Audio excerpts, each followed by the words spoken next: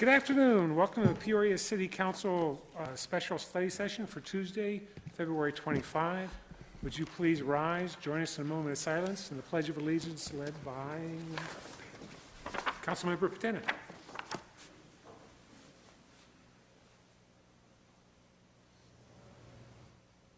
I pledge allegiance to the flag of the United States of America and to the republic for which it stands, one nation, under God, indivisible, with liberty and justice for all. Thank you. Would the clerk please call the roll? Yes, Mayor Barrett. Here. Vice Mayor Ames. Here. Councilmember Rivera. Here. Councilmember Patena. Here. Councilmember Edwards. Here. Councilmember Carlott. Here. Council Liaison Jelinek. Here. Thank you. This is a study session. We will interact with the staff on various issues. We cannot vote on anything we decide today or we sort of kind of agree on. We'll have to come forward to a formal meeting for us to vote on it. So with that, I'll turn it over to you. Great. Thank you, Mayor Barrett and council members. Tonight is one of the series of special study sessions that we've been having to work through the backlog of issues that we had awaiting study session time. So we appreciate you being here this evening for a special meeting. We do have three items on the agenda this evening. And the first is a report from the task force that I put together to review our recent labor contract negotiations. And just a little refresher there, as you all know, the city had all four of our labor association agreements up for renewal last year, and we went through what turned out to be a fairly long negotiation process with some of them.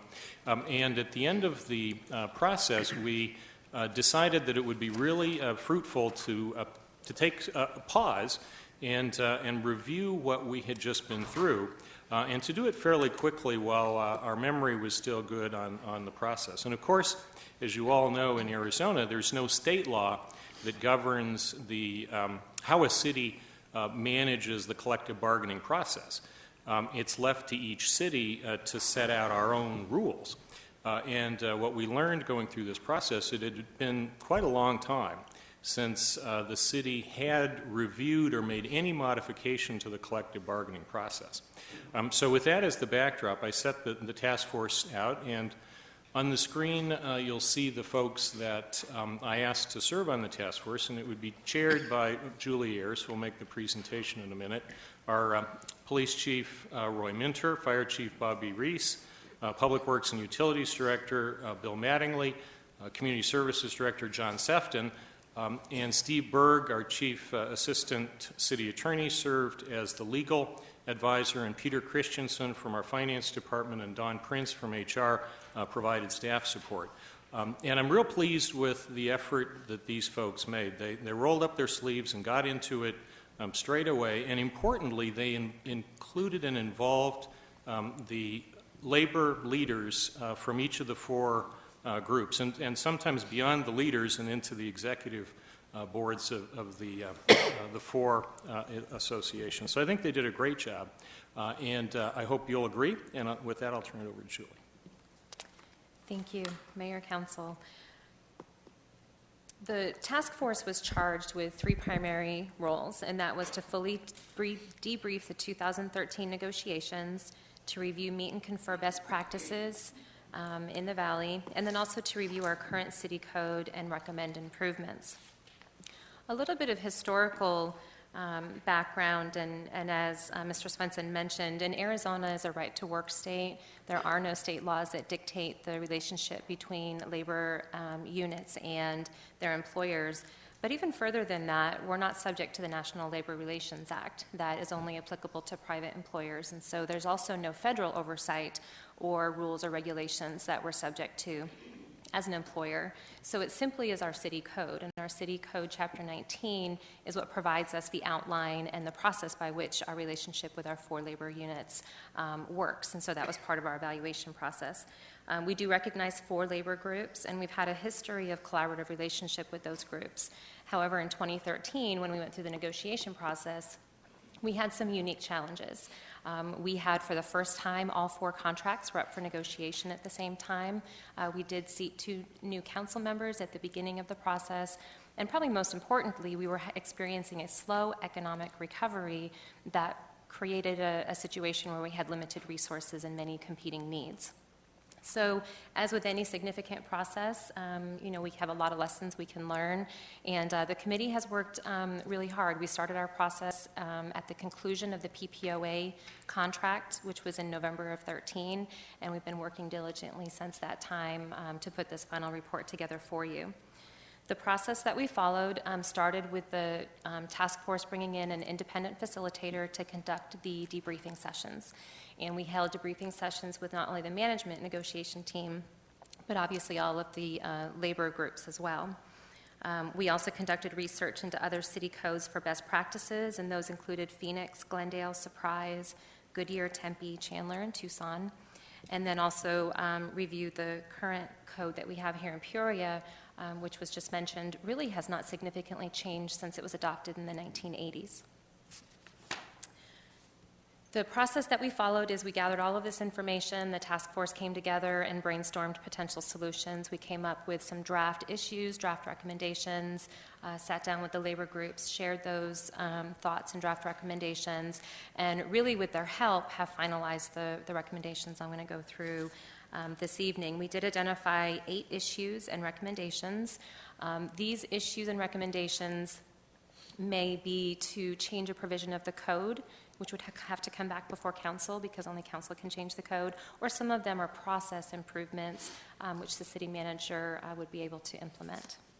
So with that, I'll go ahead and start going through our findings. The first issue that was raised during the debriefing sessions was that of access to city council during negotiations. Our recommendations would be some code provisions that would allow labor organizations and management to present their initial interest proposals to the City Council at the onset of negotiations. If you recall, during the process in 2013, it was, we started in executive session and there was not a public airing of the interests. And so this would start the process by management and labor coming together with their interests in a public session before council. Furthermore, there would also be a public access point for the labor unions and management at the end of the process. So if we get through the entire process and there's still unresolved issues, you might recall when we had the AFSCME negotiations last year, it was city management who came forward with the unresolved issues, and labor was able to speak during the call to the public, but they weren't here in a joint presentation. And our recommendation is to allow that as a secondary access point. But the task force does want to affirm the duty of the city manager and his designees to meet with council in executive session during the actual negotiation process, because that is the person and those designees that are negotiating on the council's behalf. And I will go through a timeline of what the negotiations look like in a moment. The second issue that we identified... Before we go to number 2, does anyone questions about number 1? Go ahead, Mr. Rivero. You might want to back up. Thank you, Mayor. First question is, what were labor's concerns and why do they want to speak to the council during negotiations? What we heard from them during the debriefing process is that they had to rely on city management to represent their story, their position to council during those executive sessions. They were concerned with the number of times that city management met with city council in executive session and just felt that that was one-sided and that they should have an equal opportunity to tell their story. That was their position. Looking at the code recommendation, can you explain what presenting their case means? What's the purpose of being, and how is that going to look like? Is that going to be during a study session? Can you elaborate on that? Certainly. Right now, the way the process works is that labor submits a letter of their interest to start the negotiation process, and that's something that has always existed in code. And then city management responds. And so that's a process that already occurs, but it doesn't happen in a public session in front of council. So we did anticipate that would be a study session. It's for information only. Council would not at that time be responding or providing direction. It's simply an airing publicly of the interest going into negotiations. But would the unions present, or it would just be HR or management presenting the union's position? We envision that we would be sitting side by side and that we would each have an allotted time based on how much time we'd have available in the study session to present those interests. We don't believe it would be a long, meeting, but that each person would speak on behalf of themselves. You mean each union would speak? Okay, Correct. Okay, Correct. thank you. Questions? Let's go to number 2. Issue number 2 is that the negotiation process was long, consumed a significant amount of city resources, and complicated the budget process. And by this, we're really referring to the fact that negotiations opened in February of 2013, and our code indicates when they start, but our code currently does not have any timelines that are in place that say when it ends. And so our process this last year started February of 13, and it did not conclude until November of 13. As you'll recall, we had 3 of our 4 contracts also expire prior to the completion of negotiations. We also, have as our primary expense at the city personnel costs, and to not have those labor contracts closed before adoption of the budget was something that we took into consideration. And we also had a lot of personnel involved in these negotiations. It took a lot of city resources, whether they were working on behalf of the union or on behalf of the city. And so it really did, in many departments, impact our city operations. And so this was one of our primary concerns. The recommendations here there's multiple recommendations, and I will end with a flow chart of how we propose this works. But the first one is to revise the city code to include specific deadlines for key phases of the meet and confer process. And this is something that we saw in best practices of other codes in the Valley. We would also propose to limit the number of members at the negotiation table on each side. So each side would be limited to 4 negotiators, and they would be able to bring in subject matter experts, whether they be internal or external, to come in and talk about, whether it's a benefit or a legal issue, and they would be able to bring in subject matter experts. But instead of having, we had upwards of, 10 people in some of our negotiations, which we believe led to some inefficiencies at the table. The third recommendation here is to utilize a city-paid neutral facilitator during the negotiation sessions in an effort to improve communication and lend efficiency to the process. Now, this isn't a code recommendation. This is a process recommendation. We believe coming off of a difficult year of negotiations, as we enter into the process again, we think we would benefit from having a facilitator in the room who helps keep the conversations moving, help keep the negotiations efficient. We did propose it be city paid. Because of the item number 1, which I'll go more into, it's not an open-ended process. So the exposure isn't that we're going to be paying a facilitator to come in and work for a year. There's going to be a limited period of time which we're actively negotiating at the table. We want to make sure we're utilizing that time to the best of our ability with the goal of coming to, a new memorandum of understanding. Okay, we've got several questions here. I'll start with Mr. Ames. Yes, in the negotiations last year, we brought in a negotiator, right, near the end of the negotiations, but not during most of them. Isn't that correct? I'm not sure if you're referring to mediation. We did have 2 of our contracts go to mediation, and that would continue to be a separate process. The facilitator's role would be to come in and make sure the conversations are moving and that people are listening and respectful of one another and that they're actually making progress. Okay. So the facilitator's meant to be neutral. Okay, this is separate from the mediator then. And we didn't have a negotiator at all during the last sessions with the unions? We brought in, at the end of the AFSCME negotiations, we asked one of our internal resources who had experience with facilitation to come in and work on some of the AFSCME negotiations. I think she participated in 2 of them before they went to impasse. But we would propose here to use someone outside the city so there's no perceived alliances. Yeah, I did hear you say that you would watch and just not have that facilitator maybe there all the time, because that could get quite expensive, right? If weeks and weeks of a facilitator being around, maybe from out of state, and we're paying for their hotel and food and food. I definitely appreciate that concern. Our belief is that there's plenty of local skilled facilitators that we would be able to bring in at a reasonable cost. I haven't had a chance to go through the timeline yet, but our negotiations are really going to take place over about 2 to 3 month period of time. if they're meeting once a week over a 2 or 3 month period of time. We just think it's a wise investment. Our recommendation is a wise investment to get through the process, hopefully without then having to go to the higher cost of mediation. If we're able to resolve the contracts at the table, we do believe that's in everyone's best interest. And you don't feel it could be done by a city staff person, facilitator, right?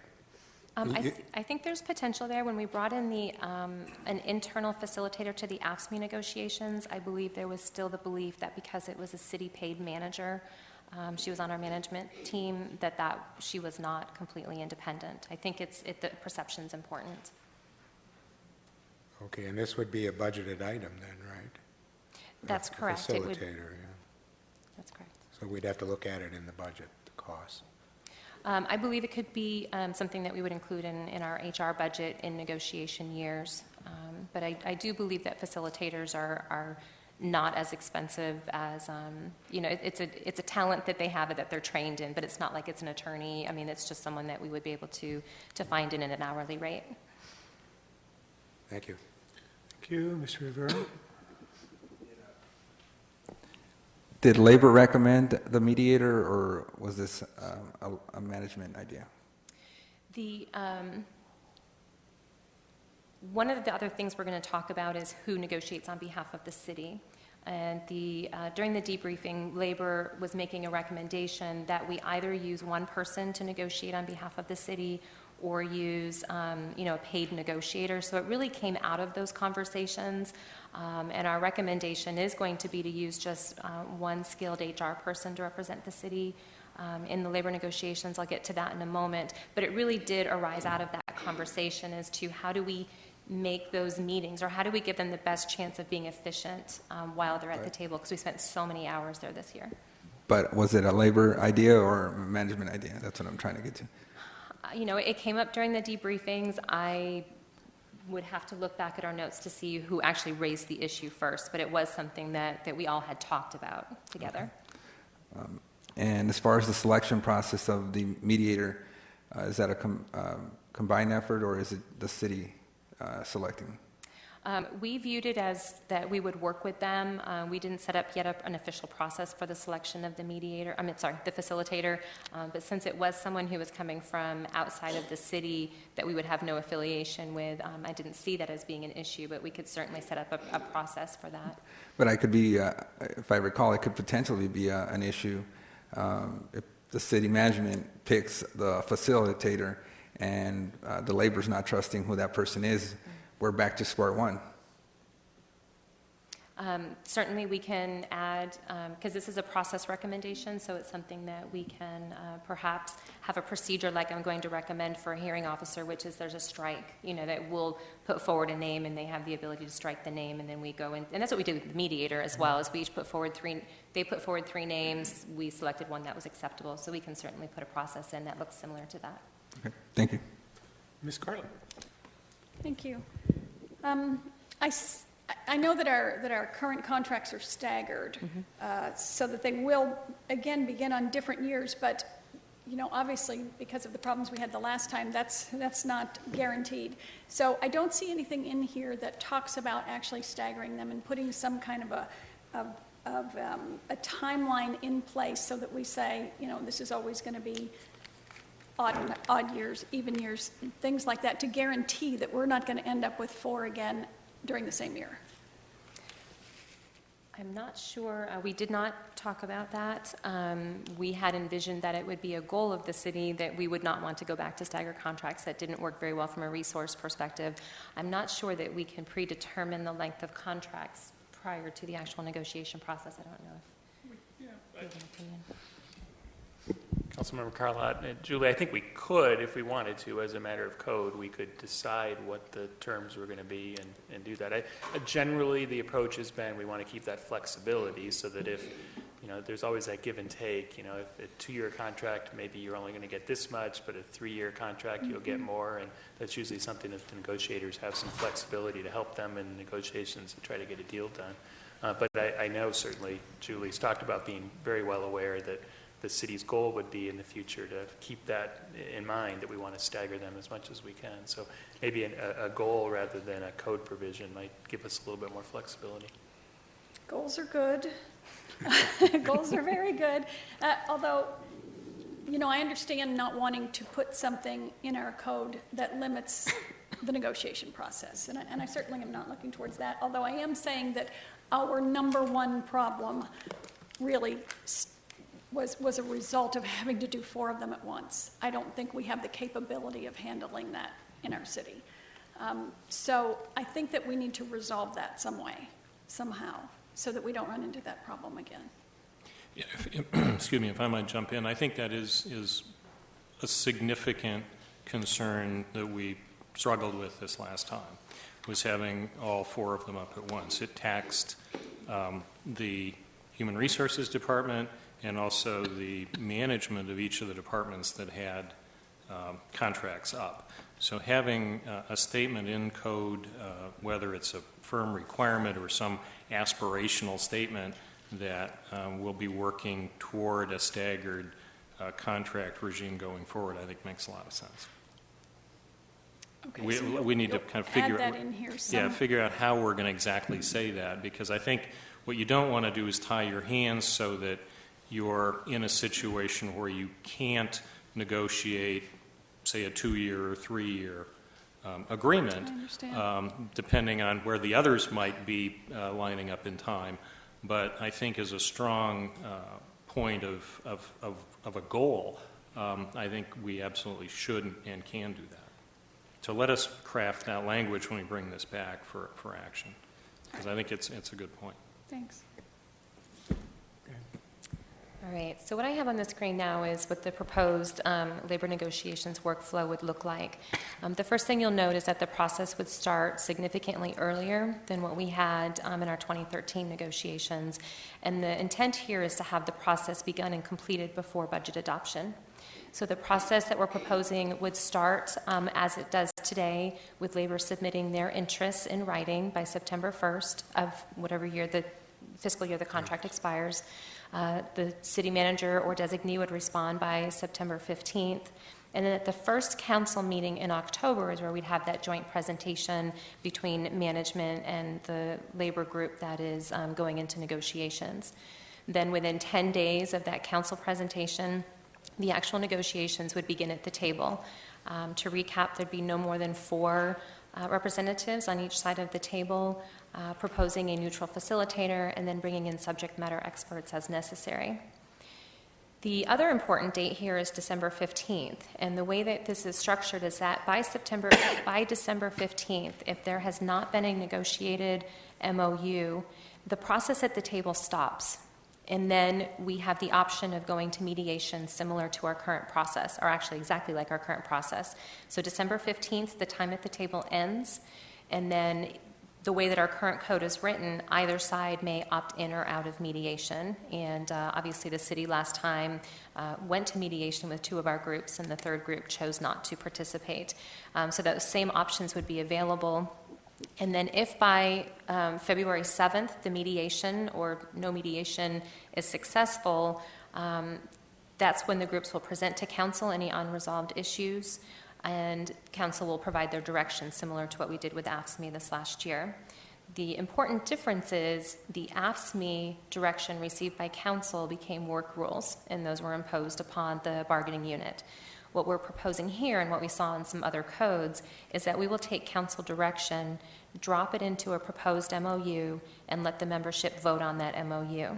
If the membership ratifies that proposed MOU, it becomes their contract, and they would have a contract in place. Alternatively, if the group does not ratify the contract, they vote it down, then it comes back to council, and council would impose the work rules. And so it gives them the ability to leave the process with a contract, wherein this year they were not able to under our existing code. Mr. Haynes? Yes, just so I'm clear, we're starting in September, and the current contract would go all the way through to July of the next year, is that correct? Through June 30th, that's correct. Right, okay. So not only would the contracts never expire, if such code was adopted, the process would be completed before your formal budget adoption. Okay, this seems pretty tight, don't you think? Yeah, we Get it believed done. that. I'm sorry. To And I get it did done quickly? Somewhat quickly. I did receive feedback just today from Mike Faith with the PPOA that this is one of the things they really like about this proposal is that the rules are clear for everyone. They know going into the process, the steps that will happen, the time that they will happen at. And what we had this last time is we were going through the process and people weren't exactly sure what was going to happen next because our code didn't exactly say what was going to happen next. And that's why we had people going to impasse. And there was just a lot of uncertainty that I think this would really help clarify. Questions or comments? This says when the taxes are due, right? Okay. This came up a few moments ago, but one of the other issues that was raised was who participated on behalf of the city on the negotiation teams and the authority they had at the table.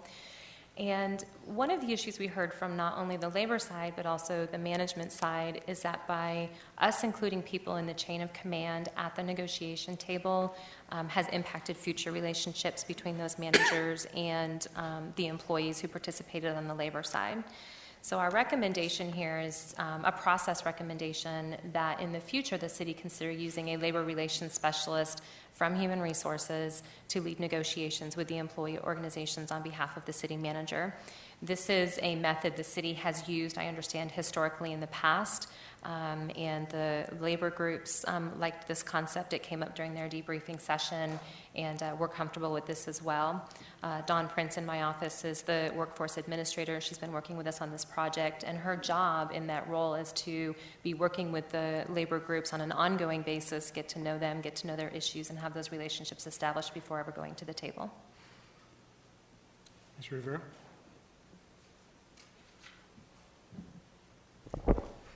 Can you explain the last sentence in the process recommendation in regards to authority to make decisions? What that means?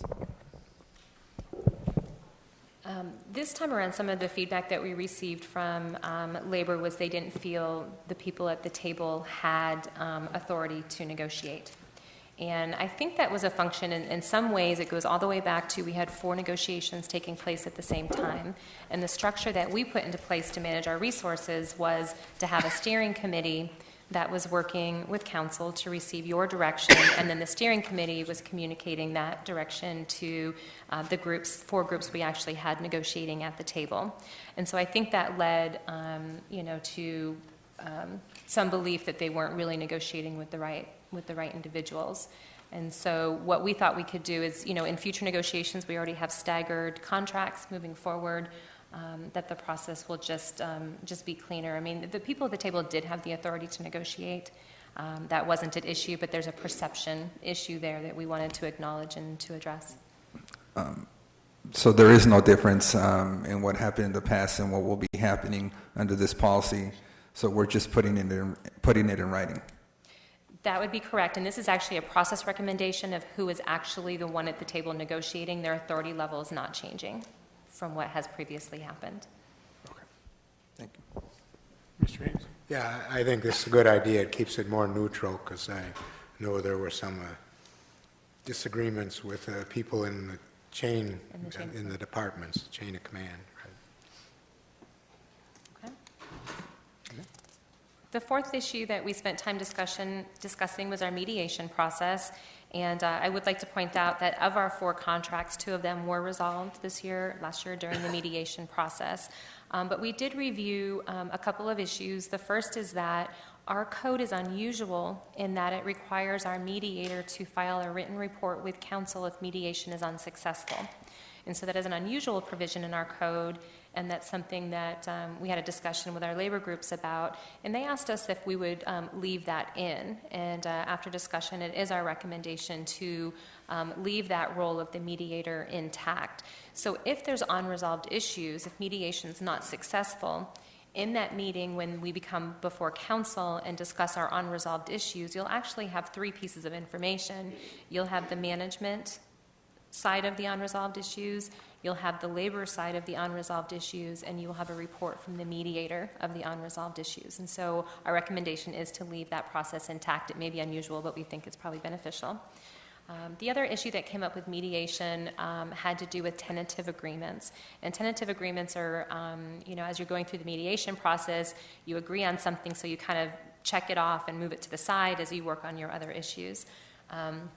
Our recommendation is that as items go into mediation, that the tentative agreements remain intact, and we only work on unresolved issues unless we need to go back to close a deal and work on the tentative agreements. And so we just wanted to include language at the request of labor that the TAs will move forward as part of the process and will focus on unresolved issues, but the name does infer tentative, agreements, and we do have the ability to go back if we need to do that to close the deal.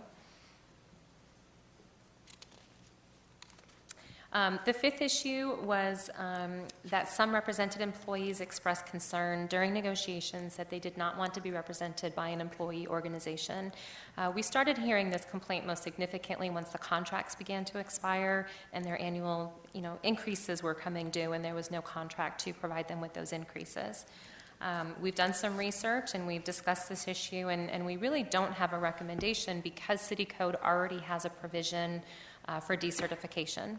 And our current code says that any employees in a represented classification can bring the issue to an election by filing a petition containing the signatures of more than 50% of the employees in the group.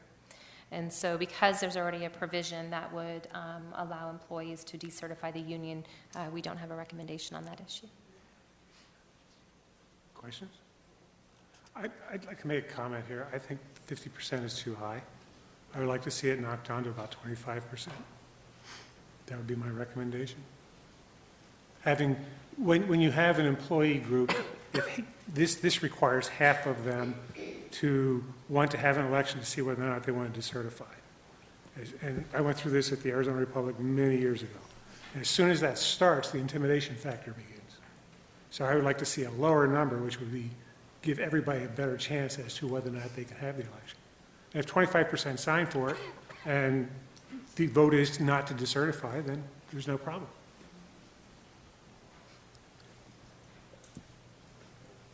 Comments, questions? Yeah, that sounds reasonable to me, yeah. No? Well, we've got 5 nodding, so let's knock it down to 25.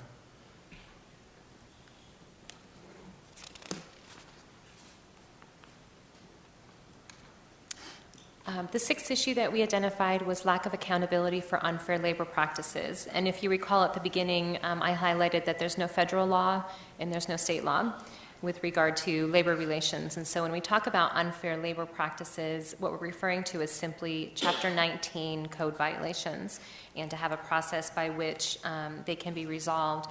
During this last process, we did receive 3 unfair labor practices complaints from one of our labor unions.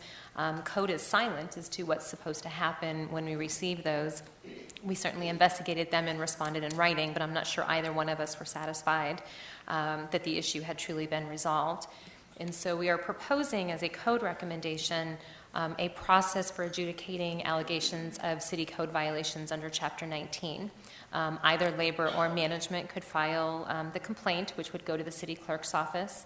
The city clerk would then refer the matter to an administrative hearing officer that they already have as part of their list of hearing officers, who I believe are, through the process of selection, they are hired for their specialty knowledge. So it would be someone who would be able to successfully understand these issues.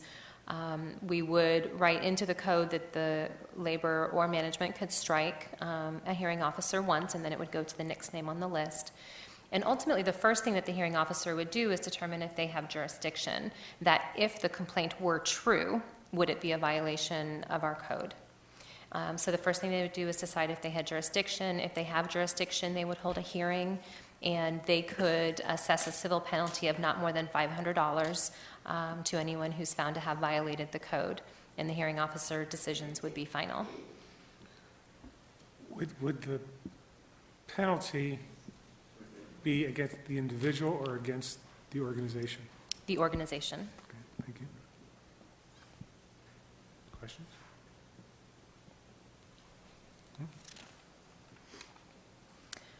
The seventh issue that we identified was that it was clear during the debriefing process that there was some real ambiguity among participants, and we proposed that when we go through any code revisions, that we add a section that clearly identifies the roles of the different players within the process, the role of city council, the role of city manager and his designee, and the role of unions.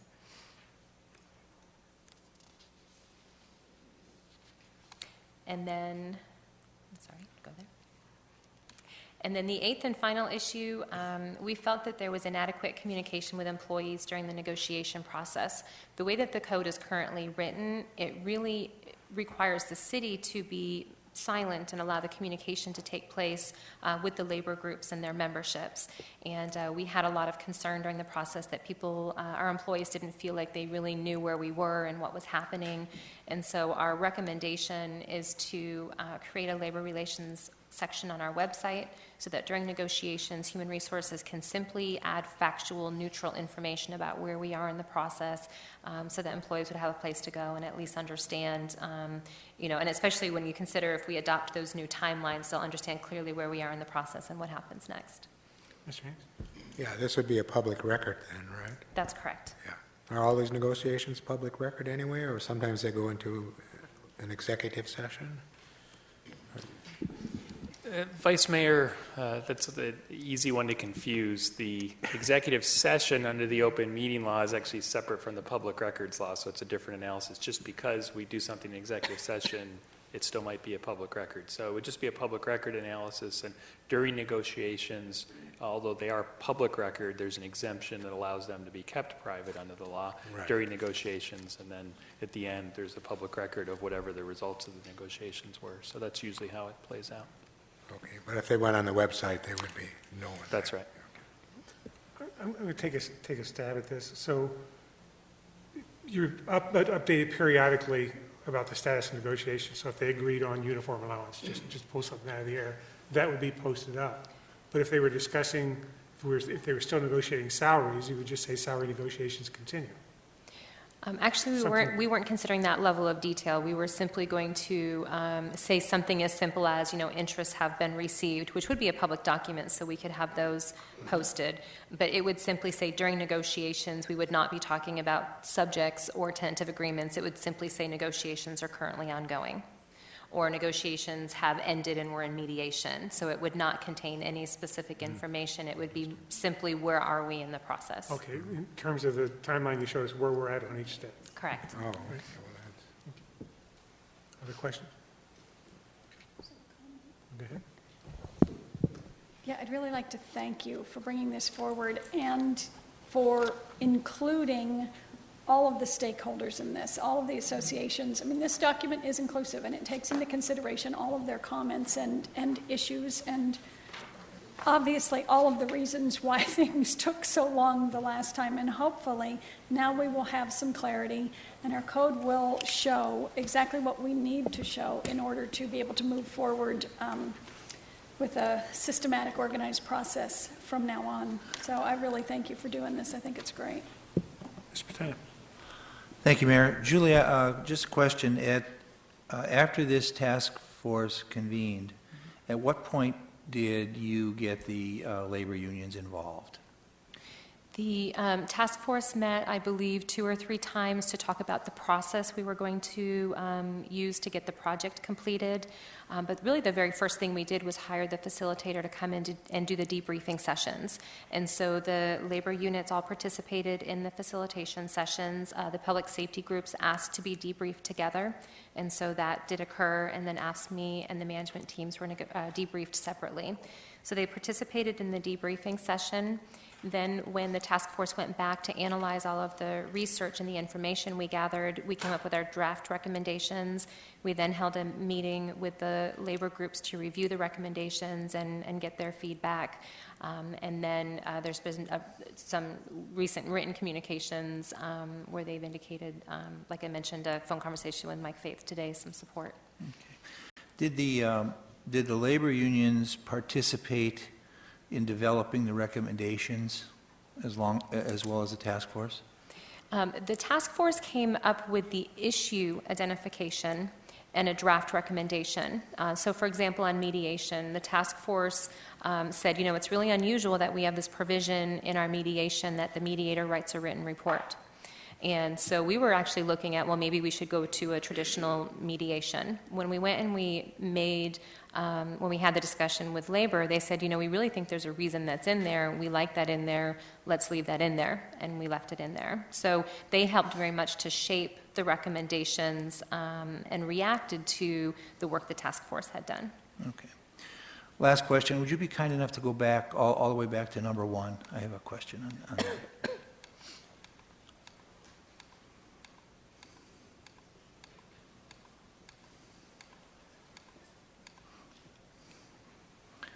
Go to the, yeah, right.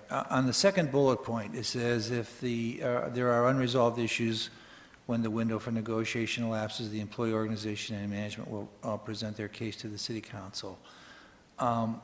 Once they do that, what's our role as the council? What will happen is, so if we get to February 7th and mediation's been unsuccessful or negotiations at the table were unsuccessful, management and labor will each come and present their case on the unresolved issues before council. Council, similar to the AFSCME negotiations this past time, will resolve those issues. We'll say, the increase will be X, percentage. What will then happen is we will go back and drop all of the previously agreed to work that had been done between the groups that was resolved, add the new unresolved issues that council has now resolved. It will be placed in a proposed MOU, which will be taken to a vote of the labor's membership. If they vote to ratify, then it comes back to council as an MOU and it becomes their new contract. If their membership votes it down because they don't like the direction that council has provided, it would then come back before council and become a resolution on work rules like we're currently experiencing with AFSCME. So essentially at that point, the council becomes part of the negotiators? The council has the final authority to impose the rules. And so council gives us, and that goes back to the roles. And so council's role during the process is to provide direction to the city manager and his designees to come to agreement at the table. But at the end of the process, if there's not a mutually proposed MOU, council does have the responsibility to impose those work rules. Okay, thank you. Other questions or comments? So the next step, you will bring this back to the council for a vote. That's correct. Okay. Just have one final question. One of the concerns that was brought up at the end of the negotiation was the miscommunication and whether council stood at was giving direction on an X amount of a raise per union. And my question is, with these new changes applied, does this resolve that miscommunication on whether council is giving direction, whether it's political or it's a recommendation based on the budget? Will this address that? The process that council will meet with the city manager and his designees to provide direction at the negotiation table would not change. Council's role in this process is to provide the direction to the city manager and his designees to negotiate, an MOU with the labor groups. And so that process doesn't change. So how do we address that concern about whether council really is supporting X amount and whether it's staff's recommendation? How do we address that?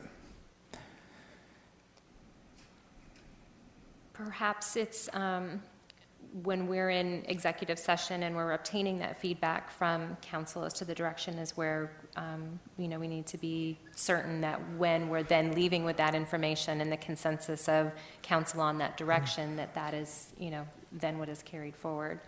I believe that happens. My concern is that's what took place during this last negotiation, but there was concerns on whether it was a staff recommendation or it was council giving the direction.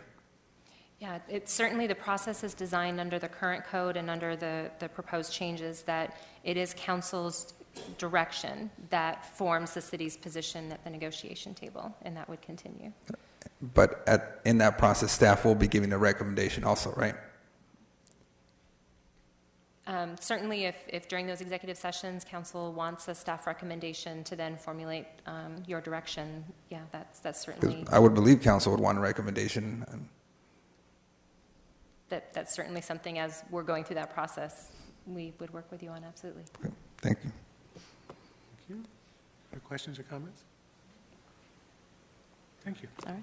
Oh, wait a minute. Yeah, I think this one, they present to the council. That's in a council session then, an open session? The two access points to council would both be in public session. Under the executive session laws, labor is not, as an outside entity, able to participate in executive session. So the only access points they can have to council is in public. Okay. And I think a little bit of that happened, at least they presented in a meeting and came up to the diocese and did present their viewpoint. That's correct. They did that during the public comment section. section. The difference would be, it would be more of a joint presentation that we would coordinate with them. Okay, thank you. Any questions? All right, thank you very much. Thank you, Julie.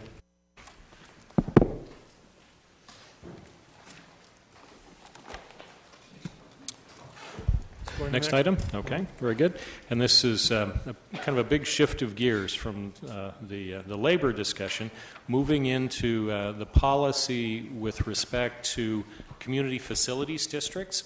As the council is well aware, the city has only formed one community facilities district, that being Vistancia, in the city's history.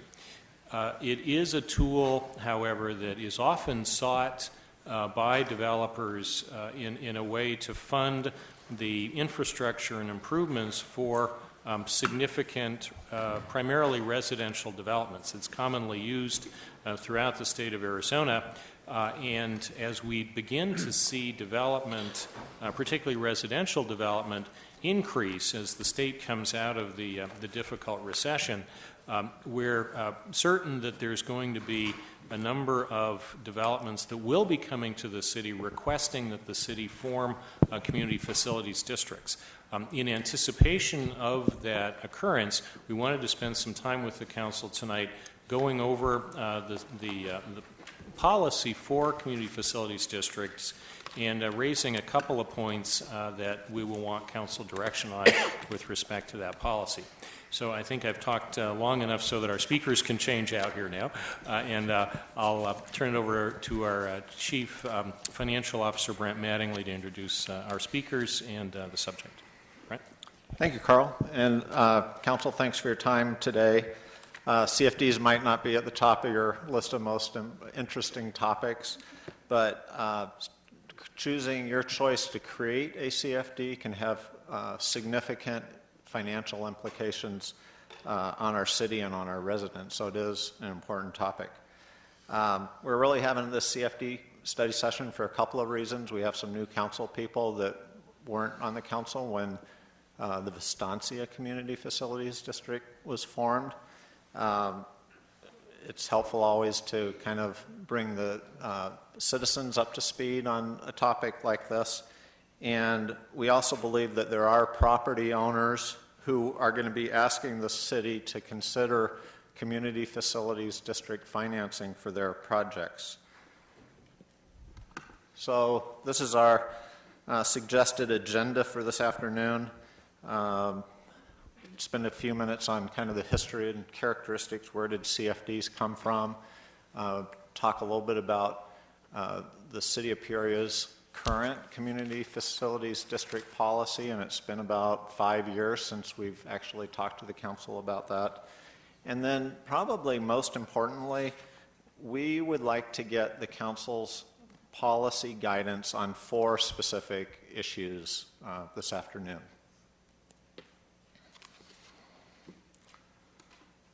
So there are a group of us here this evening. Michael Cafiso is the city's bond counsel. He's an attorney with Greenberg Traurig. He's not going to try and embarrass him, but there aren't very many bond counsels, bond attorneys in that field. Michael really is probably the preeminent bond counsel in Arizona, and we're very fortunate to have him on our team. Tom Hocking is going to be here this evening. Right behind you. Come on up. Tom is the city's financial advisor. And Mark Reeder's maybe a new face to you all. Mark's the managing director of an investment banking firm here in town, and he's under contract as the Community Facilities District underwriter for any future CFD financings that the city might be interested in doing. Mark has a tremendous amount of experience both as an underwriter or as a financial advisor with bond transactions in general throughout Arizona, and specifically probably with the majority of Community Facilities District transactions that have occurred over the years in Arizona. So another really knowledgeable person on our team. Tom Hocking, financial advisor for the city for a number of years. Spent a lot of time and effort with us on our Estancia Communities Facilities District, as did Michael Cafiso as well. So as we go through it this evening, either in the general background or specifically when we get to the 4 policy questions, if you have any questions or want to know how things work or things to help you make those decisions, there's a great group of people that have a lot of experience that you can tap into. So let's jump into some kind of foundational information, talk about what CFDs are, where they came from, and how they're used. You all saw this chart relatively recently when Katie was spending time with you talking about impact fees. And Katie had mentioned that impact fees are one of the tools that are actually increasingly being limited, in how they're used with new legislation. And there are other tools on there, general obligation bonds and utility revenue bonds, that also have some limitations in terms of property tax rates, utility rates that can support those types of bonds. Community Facilities District, up kind of in the upper right-hand corner, are a tool that can be used to help finance infrastructure that's required by new growth occurring in the city. If they're used in some ways, they can help preserve our ability to issue general obligation bonds, as an example, for more citywide projects, and CFD bonds could help fund regional infrastructure or other infrastructure associated with growth. But the important question really is if and when the City Council would choose to create a new Community Facilities District, why would you do that? And that's what we want to talk to you about this evening.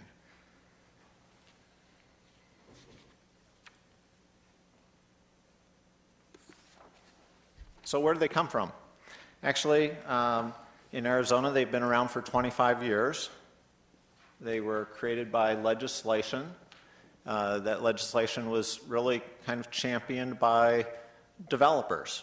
And we'll get into a little bit of why developers were interested in this. But as I mentioned, forming a CFD is a really significant decision. It's not part of the city. You're actually creating a brand new political subdivision. The financial implications can be significant, both on the Community Facilities District as well as the people that own property within that district.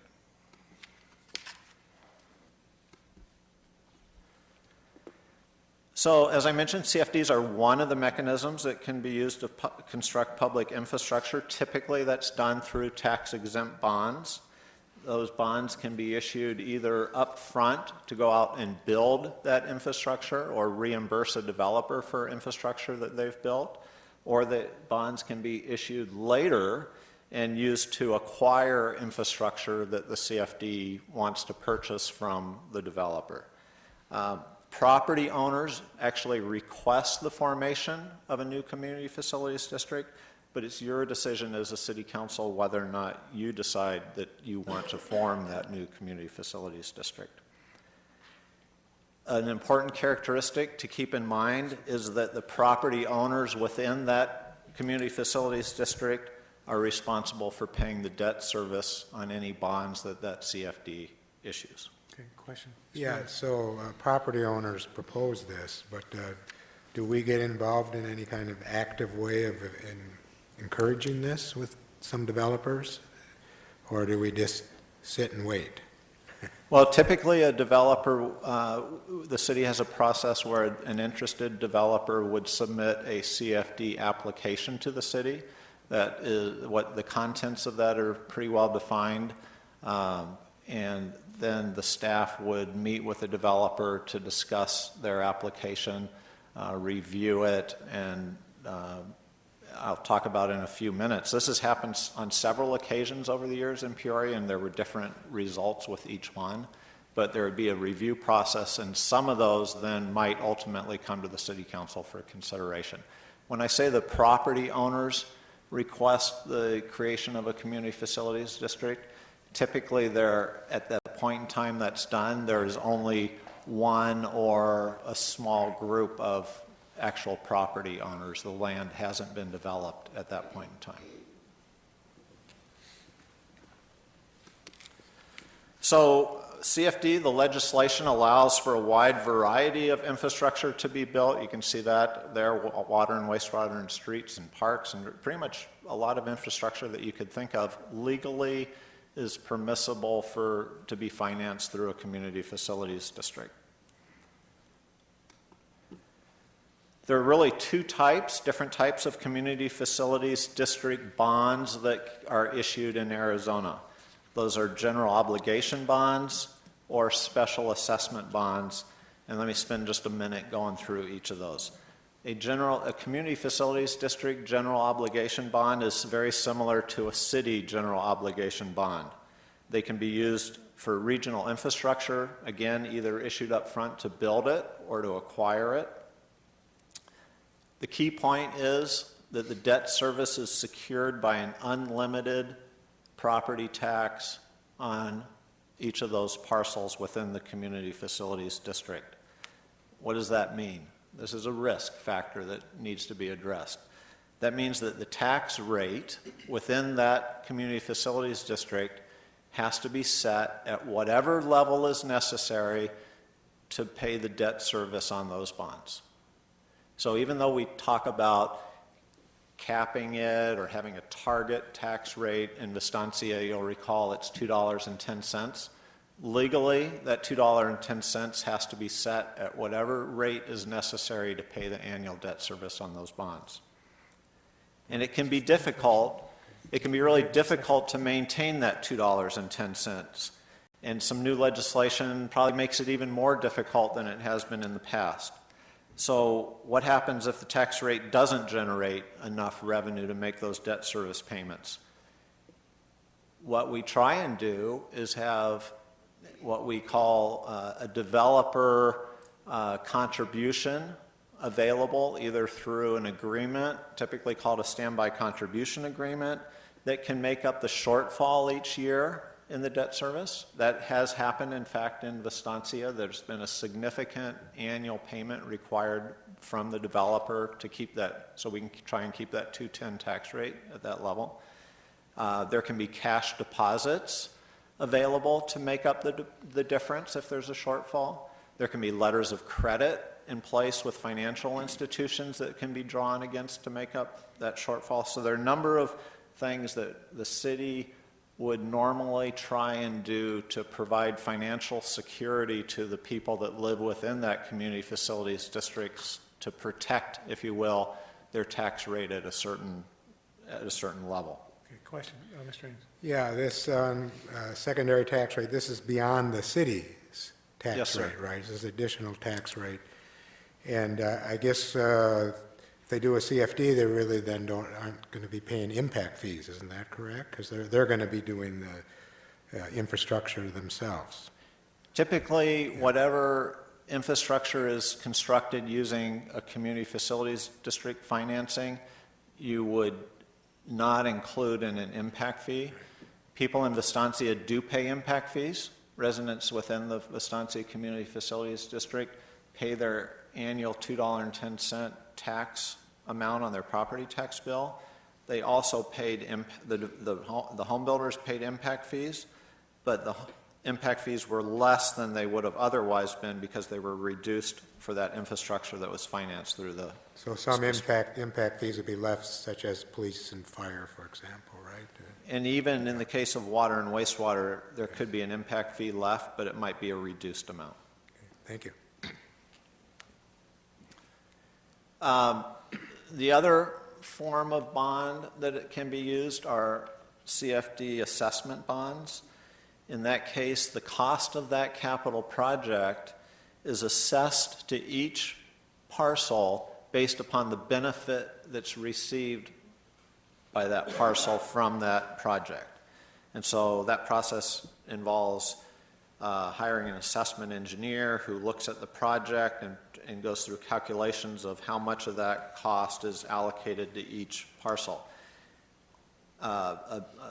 Typically, those are used for infrastructure such as the curb and gutter and sidewalk in front of the home, because that's relatively easy to assess to each parcel. An assessment bond could be difficult to use for regional infrastructure because it may be difficult to figure out how much of that, in a defensible way, how much of that regional infrastructure, such as a water treatment plant, applies to each individual parcel. A benefit to an assessment bond is that the assessment can be paid off by the homeowner. In the case of when you have a tax on your tax bill, that tax rate, the $2.10 in the case of Estancia, is going to be there as long as any bonds are outstanding. In the case of an assessment bond, similar to improvement districts that the city of Peoria has done, those property owners can pay their assessment off early in most cases. Okay. And the Estancia, that's a general obligation, Yes, sir. CFD, not a special assessment. I notice in California they seem to do a lot of those assessment CFDs, right? Yeah, in But California they not so in Arizona? You want to address that? Mr. Mello-Roos, District? Yeah, Mayor, members of the council, Michael Cafiso with Greenberg Charig. That's correct. They do what are known as Mello-Roos districts in California.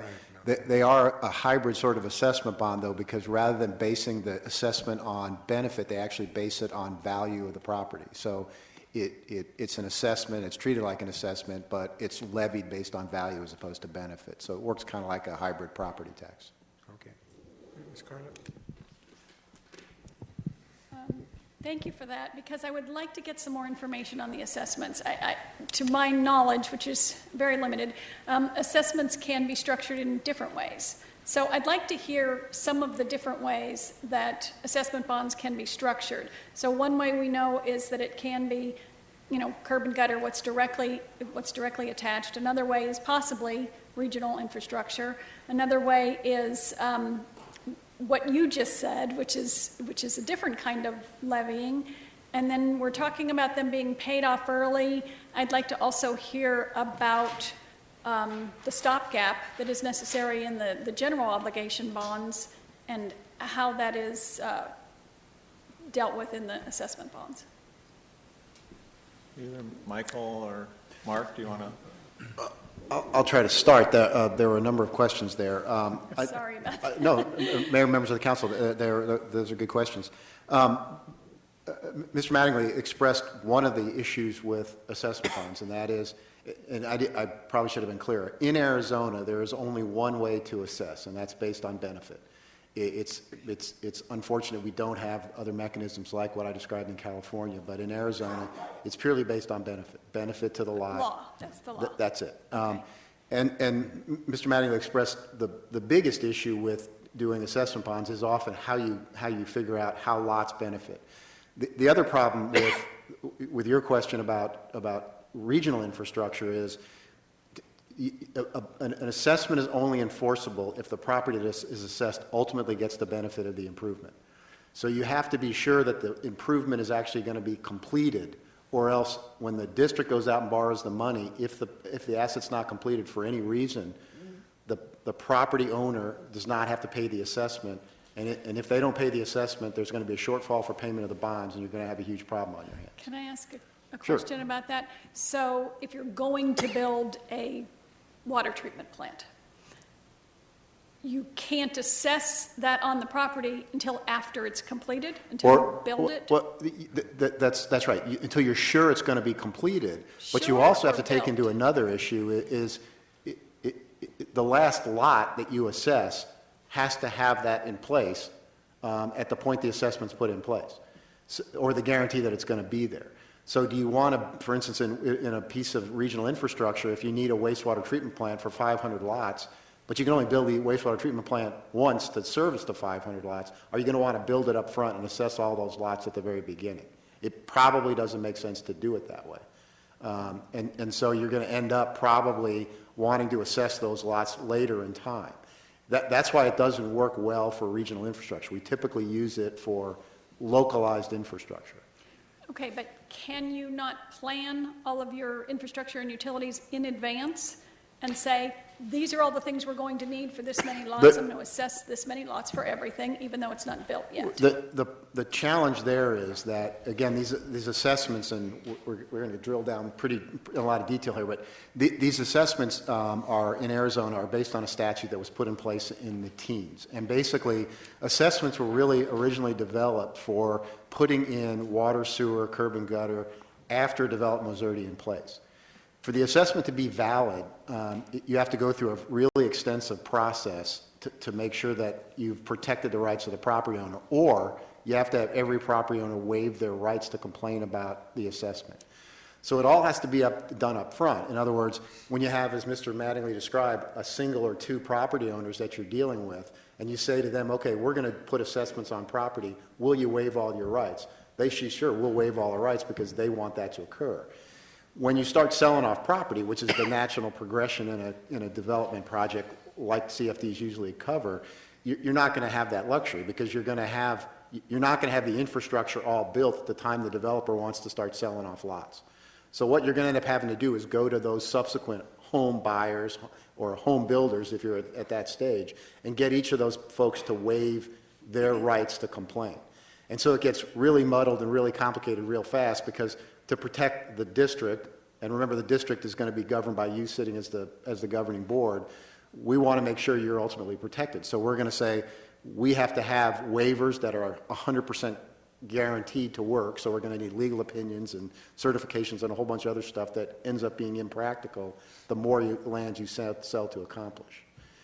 And we should say, as Brent said, we've been doing these districts for 25 years. I had the unfortunate experience of doing the first one.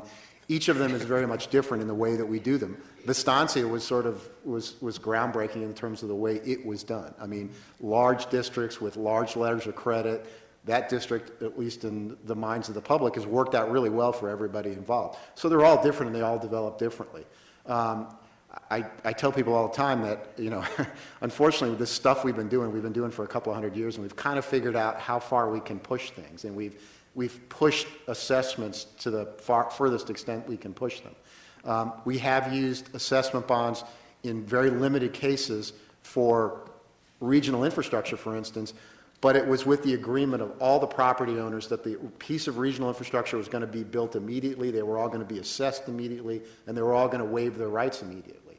And again, when you sit down with developers and you try to start to sequence this out, you find out very quickly that they're not going to be willing to have the last lot in the property assessed for something that last lot's not going to need for 5 or 6 years.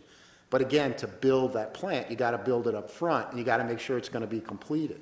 So they really don't lend themselves to the things that GO bonds lend themselves to, because GO bonds don't have that requirement in them. So again, I'm not sure if that helps on that issue or not, but that's the challenge with that. It does help a bit. I have one more question, though. How can the assessment method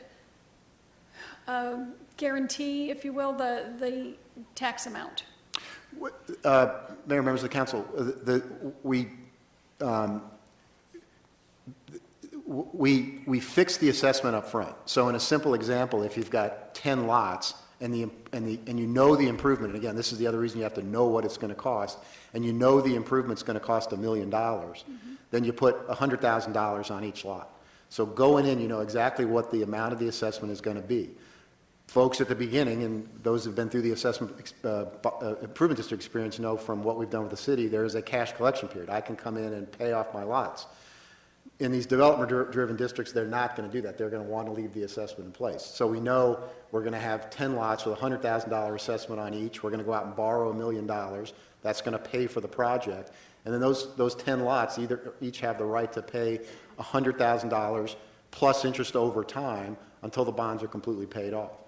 So that's how we know absolutely what the amount's going to be up front. It's a fixed amount. We call them lot bonds because the $100,000 goes on the individual lot. So in an easy example, if Mr. Reeder and I, to make it even simpler, there's just the two of us in this district. If I'm making my assessment payments and Mr. Reeder's not, I'm not affected. I still only owe the $100,000 in my example. And the fact that Mr. Reeder isn't paying is the problem of the bondholders. And we warn the bondholders of that up front. If this was a general obligation bond, and my property was included in the district, and so is Mr. Reeder's, and we borrowed that $1 million, and to make it easier, just the two of us in the district, if Mr. Reeder stops paying taxes and goes into bankruptcy, guess what? My taxes double to make up the difference. That's the difference between a GO bond and an assessment bond at the end of the day.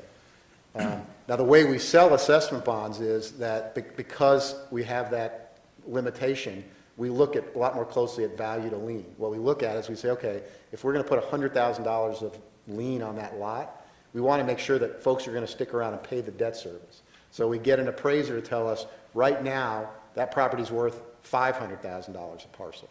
So we know we've got what we call 5-to-1 value to debt. The value's going to have to drop 5 times to 1-to-1 before somebody goes, maybe it's not worth paying the assessment payments anymore, I'm going to walk away. But that's a risk the bondholder takes. Unlike in a general obligation bond, which is the safest kind of bond that the city can sell or a district can sell, whereas back to my example of earlier, when Mr. Reeder stops paying, I end up having to pay it all. And there's no, well, what if I can't afford it? The statute requires that by mandamus, you have to increase the tax to whatever rate or amount is necessary to pay debt service on the bonds. So back to what Mr. Mattingly said earlier, that's why we start to look very closely. We want to encourage development. We want to do all the things to help the developer. But the folks we're really trying to protect, even more than the bondholders, are the first people that buy homes within the boundaries of that district. Because, again, in my example, if you've got 10 lots and the guy comes in and buys the first one, and then it could be a lot of things that happen that cause the other 9 lots that are still owned by the developer in this example not to be developed. It could be that development goes bad. It could be the developer goes to Colorado, invests money in something that's not a good thing to invest in, and goes bankrupt. In that situation, now we're going to have to explain to the one person who's got that $100,000 lot why he or she is paying the taxes on $1 million worth of debt service. So our real goal is to figure out how do we protect that owner in that situation. And again, Vistancia is a good example of how that was done. We have a standby contribution agreement from Shea and the other participants in that financing. We also have a letter of credit that says if the standby contribution agreement payment isn't made, we get to go to Wells Fargo Bank and draw on a letter of credit from Wells Fargo to make sure we can do all we need to do to manage that tax rate of $2.10. Debt service fund. Debt service reserve as well. I want to be very clear about something. To my understanding, what you just said is that with the CFD general obligation bond, with a developer standby agreement, the developer is responsible for keeping that cap, in this case, $2.10 per homeowner. In the CFD special assessment bonds, that obligation for keeping that cap falls on the individual homeowners, the citizens of Peoria, so that if somebody defaults, like a next door neighbor or the developer, the citizens are the ones who have to make up the difference. No. Did I not? Okay, good. No, I'm sorry. Okay. I haven't been very sorry. clear. It's, No. again, a simple example of an assessment bond. We borrow $1 million. I have $500,000 on my lot that's due. Mr. Reeder has $500,000 on his lot that's due. If Mr. Reader stops making his payments, my payments don't change. I still only have to pay $500,000 over the term of the bond. The bondholder loses money because Mr. Reader isn't paying unless we have some other source to pay it, like a debt Yeah, service. the bondholder probably forecloses on Yeah. Mr. Reader's piece of property, and because it was originally worth 5 times the amount of the assessment, the bondholder is pretty confident that they're going to get their $100,000 Okay. back or something All like right, that. so it's not spread out. You know, No. to Good. some Good, extent, that was bad news then. to some extent, I think the assessment actually, is this fair, protects neighboring property owners because they're not impacted by a particular person's decision not to pay their assessment. Right. That sounds like a good thing. The challenge is, just going down, how can assessment bonds be used in Arizona? And Mark, maybe you could talk just for a minute about how are they typically used? And I think because of the timing of the infrastructure have to being in place, that it can't be something future, it has to be current. The challenges with figuring out a defensible mechanism to allocate the benefit received to each parcel. They're easiest to be used, and they're probably almost always used subdivision by subdivision within a development. As a particular subdivision builds out, those particular streets and curbs and gutters it's time to build those, and the assessment engineer comes in and calculates the cost of those and looks at how many lots or what the front footage is or whatever their mechanism is, and it's relatively easy to say each home is going to pay $2,500 assessment to help pay for curb and gutter and sidewalk in front of the house. That's how they're typically used.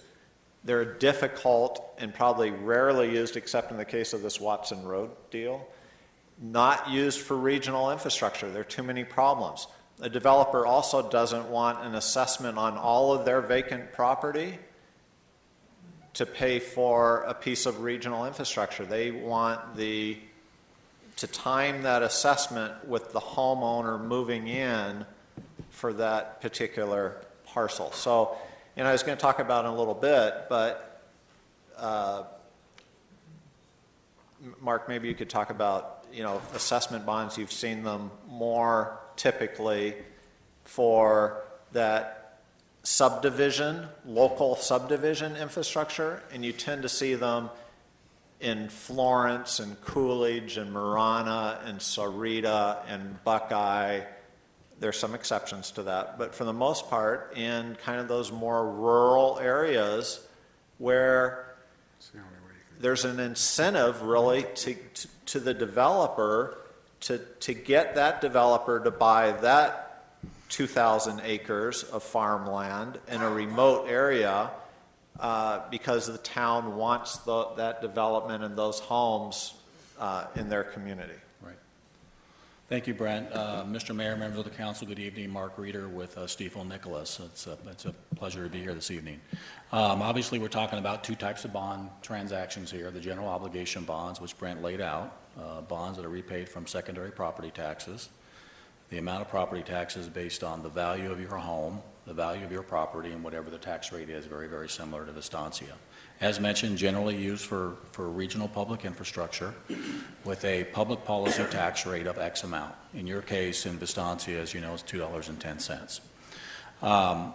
Several communities, their policy does allow for a special assessment as well as a general obligation bond. Fairly common on the west side out here, to give you some communities that allow for that. Town of Buckeye allows for that. City of Goodyear allows for that. And if I can use maybe a recent development, if you're familiar with Festival Ranch, which is in Buckeye, it's actually closer to Peoria, if you know where that is. It's about a 5,000 acre, huge master plan community by Pulte Home. And they are building that out over probably a period of 20, 25, 30 years. And in their case, they have a secondary tax rate for their regional public infrastructure of around $3 per 100. Okay?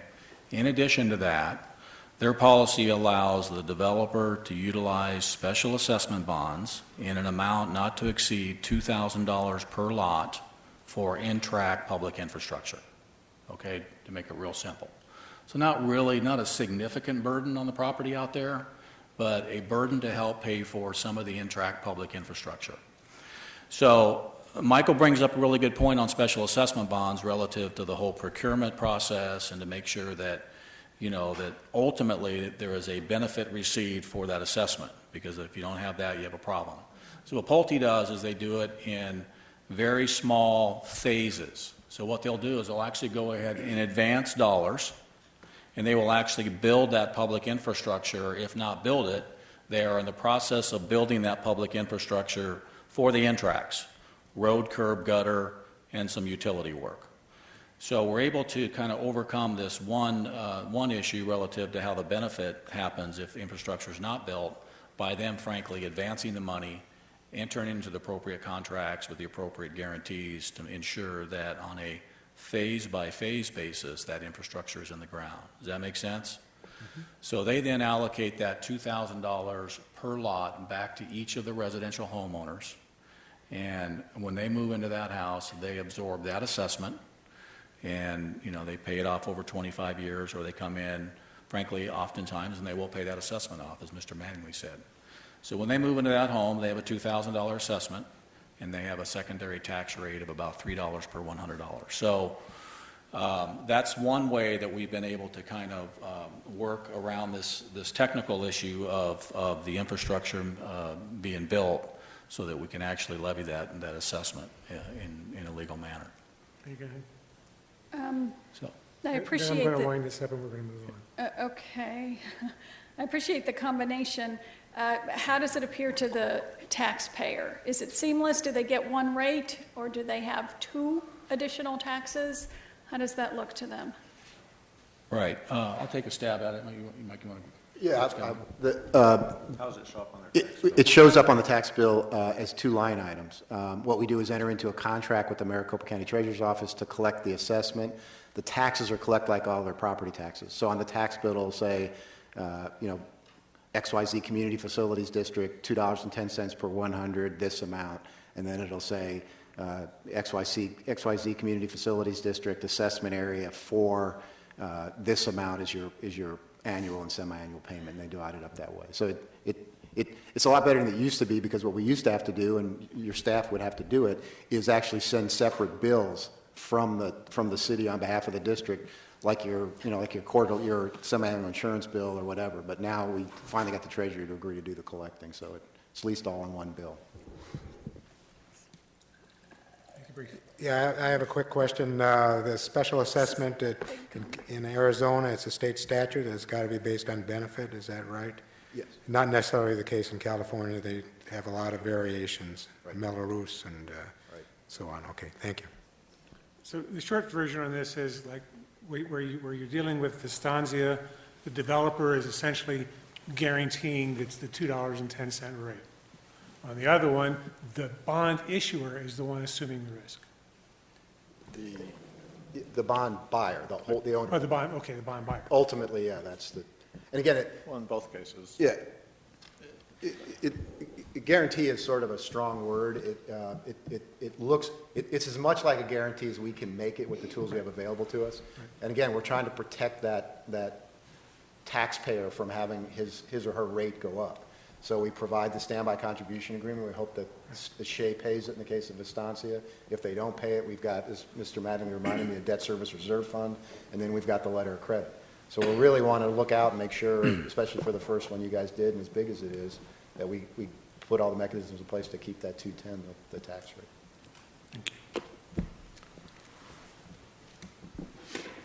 So why do developers like CFDs? As I mentioned, they were the ones that kind of helped with the original, getting the original legislation in place.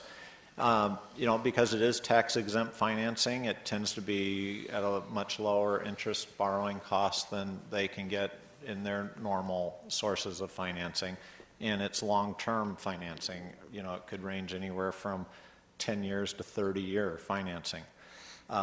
the debt service on that borrowing is passed on to the homeowner. So the developer isn't borrowing this money and repaying it. The CFD is issuing the debt, and the homeowners are repaying the debt service over a period of time. As I mentioned, it's a financial incentive really to the developer. It helps them recover their development costs and their investment in their project. It enhances their return on their project. And, so then the question is, does that flow straight through to the developer's bottom line on their project, or do they reinvest it and significantly enhance the development? And I think it can actually go both ways. There's some developments where the development is very nice and probably has amenities that weren't expected otherwise. There are other developments that have community facilities districts that look just like the development next door. So why would a city potentially consider creating a community facilities district? And as I mentioned earlier, it's kind of a tool in your toolbox. Kind of like your toolbox at home, there's some tools you use all the time. You pull out your hammer or your screwdriver and you use them a lot. That's kind of like general obligation bonds in terms of the city, or revenue bonds to fund utility infrastructure. Impact fees are another tool, as we've been spending a lot of time on in the last couple of months. So that's another tool that can help growth pay for growth. CFDs are also a tool in that category. The homeowners help pay for some of those growth-related costs. And that could result in that infrastructure being built earlier than it would otherwise have been built if it was simply left up to the developer to figure out how to finance their project. And while some large infrastructure projects are built using a CFD, when that happens, as I mentioned earlier, it may free up some general obligation bonds to be used for more citywide projects rather than projects that are kind of in that area. Or utility revenue bonds could be used citywide, and the people living in that area can help pay the debt service on that infrastructure costs. I mentioned briefly, and I think it's true, that CFDs have been used in Arizona in some cases to help entice developers to develop in a particular area. My personal opinion is that isn't necessary in Peoria. What we hear from the real estate experts is Northwest Peoria is probably one of the most desirable or the most desirable place for home builders to build homes in the next several years. Another use, a city might create a CFD to help with a significant economic development project. And I'll get back to that and talk about that towards the end this afternoon. A couple of examples. The city of Mesa recently created a significant community facilities district for the Eastmark project. That's the DMB development of the old GM Proving Grounds. It's 5,000 acres, I believe.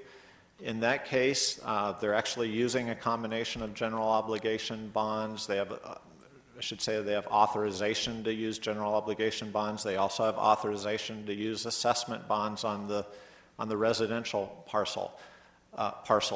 I think the thing to keep in mind is that project is not just a large residential development. It includes a significant economic development component. Most recently, you've read about Apple Computer buying the solar plant to produce the glass. But and I think Grand Canyon University has chosen Eastmark as the next site for their campus in Arizona. So that's going to be a large campus out there as well. And there's a lot of other commercial and retail development that's going to be going on, and I would presume that is a reason why community facilities districts were used to help encourage that development in Mesa.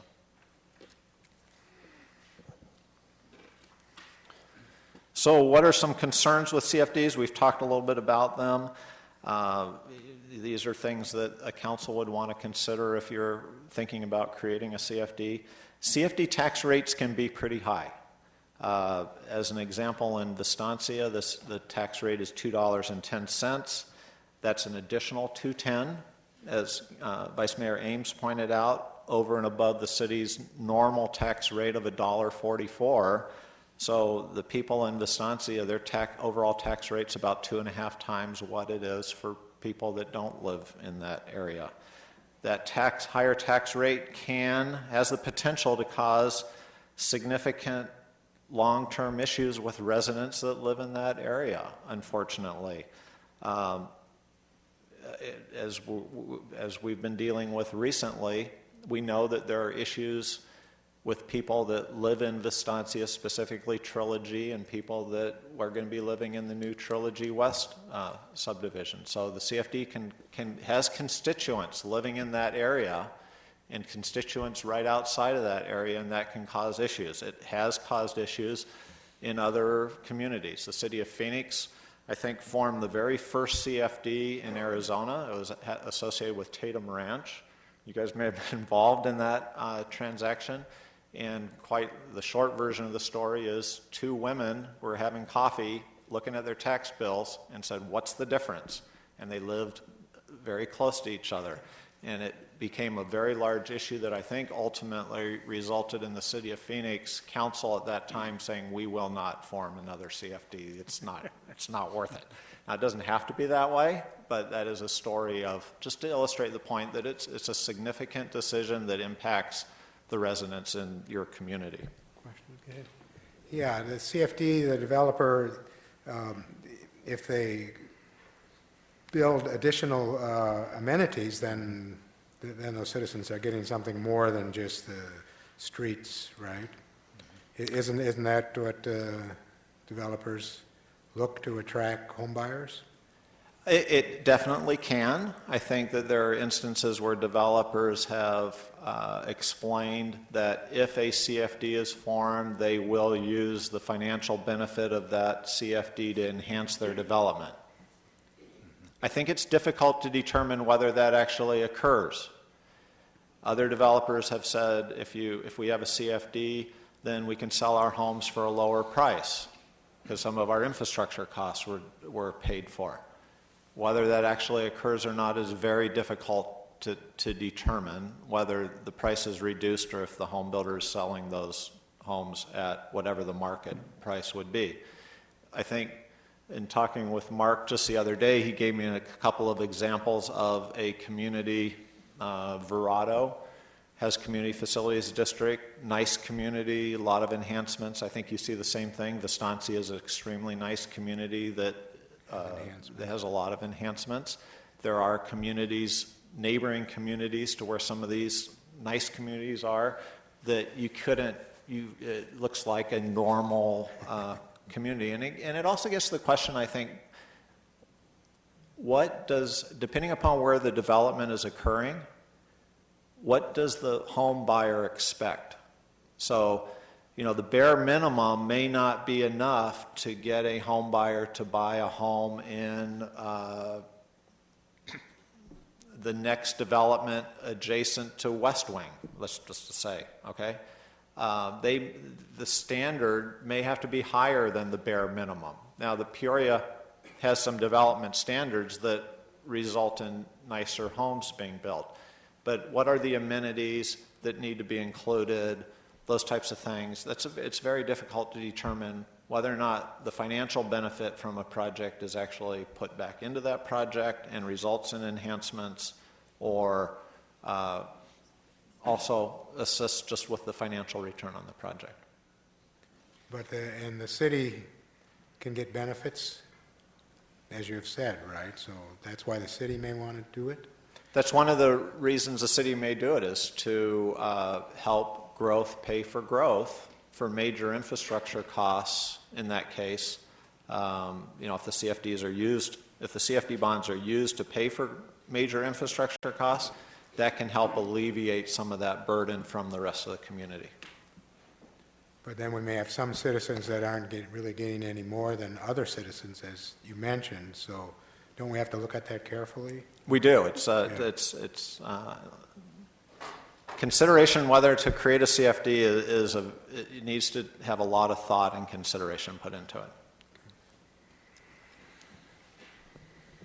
Just quickly, as Mr. Cafiso had mentioned, there are a lot of administrative requirements. Those range from you having your board meetings like you do with Vistancia. Behind the scenes, there's a lot of staff work behind it in terms of all the accounting and the billing and all the agreements that need to be monitored, the relationships with the banks, et cetera. There's a lot of work behind a community facilities district.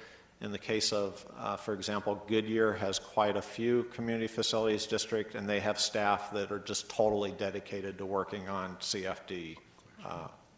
Is the council then administration. always the board? I'm sorry? The council is always the board, or? I'll let Michael speak to that. It doesn't have to be, but I think that's typical. Mayor, members of the council, 600 acres or less, by statute, you have to be the board. 600 acres or more, you can have an independent board. Historically in Arizona, councils have decided to retain control, so there's only been, I think, 2 districts of the 100 or so that have been formed that had independent boards, and I think the folks on those boards wish they weren't on those boards. So for the most part, they are the mayor and council for a lot of different reasons. It's probably all the joy of the HOA board, right? So I'll try and get through this next question rather quickly, because I do want to get to those 4 specific issues. Briefly, here's a history of the applications the city of Peoria has received from interested developers. Just quickly, Quintero, ultimately their application was withdrawn, and you're familiar with the history of what's happened up there. That would not have been a good situation for a community facilities district. Rock Springs also asked for one, but there wasn't really any regional infrastructure, and they withdrew their application. The Meadows, about 5 years ago, had applied. There were a number of issues, not only the fact that there really wasn't any large regional infrastructure, but the primary issue that ultimately determined that is that a significant piece of the property was owned by the state land department, and it could not be burdened with the community facilities district.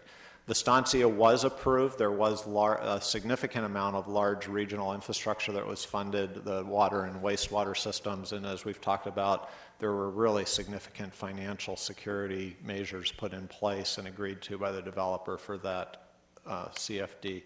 And right now we're working, as you directed, working with Shea on the Trilogy West development to try and address the equity issue with the residents that already live in Trilogy that is within the Vistancia CFD. So why did the council choose to form the Vistancia Community Facilities District? Again, there was all the large regional infrastructure that did not exist out there at that time, but that really wasn't the only reason. It might not have even been the primary reason. Vistancia had the development right to build in the county. I think approximately half of their development was approved in the county. The city council at that time was very interested in Vistancia being in the city. Vistancia offered a large commercial area that the city was very interested in. There was a lot of open space. And again, Shea stepped up and said, we'll backstop this thing, and the council decided to move forward with that. So far we've kind of tried to provide kind of a good background information. Again, there are 4 topics we want to talk to you about. I think this is very important. And again, if you have questions that we want to ask the people here to help you with those conversations. The city will receive community facilities district requests in the months and over the next couple of years. Some of those examples, there's in yellow shows the number of projected new homes based upon the conversations we've been having with the developers. You've got the whole north side of Vistancia, Laura Vita, Lake Pleasant Heights, Tierra del Rio, Saddleback Heights, a lot of units up in the middle of the city and up in northwest part of the city. Some of those developments are adjacent to other developments, and the infrastructure is largely in place. There isn't a lot of new infrastructure needed.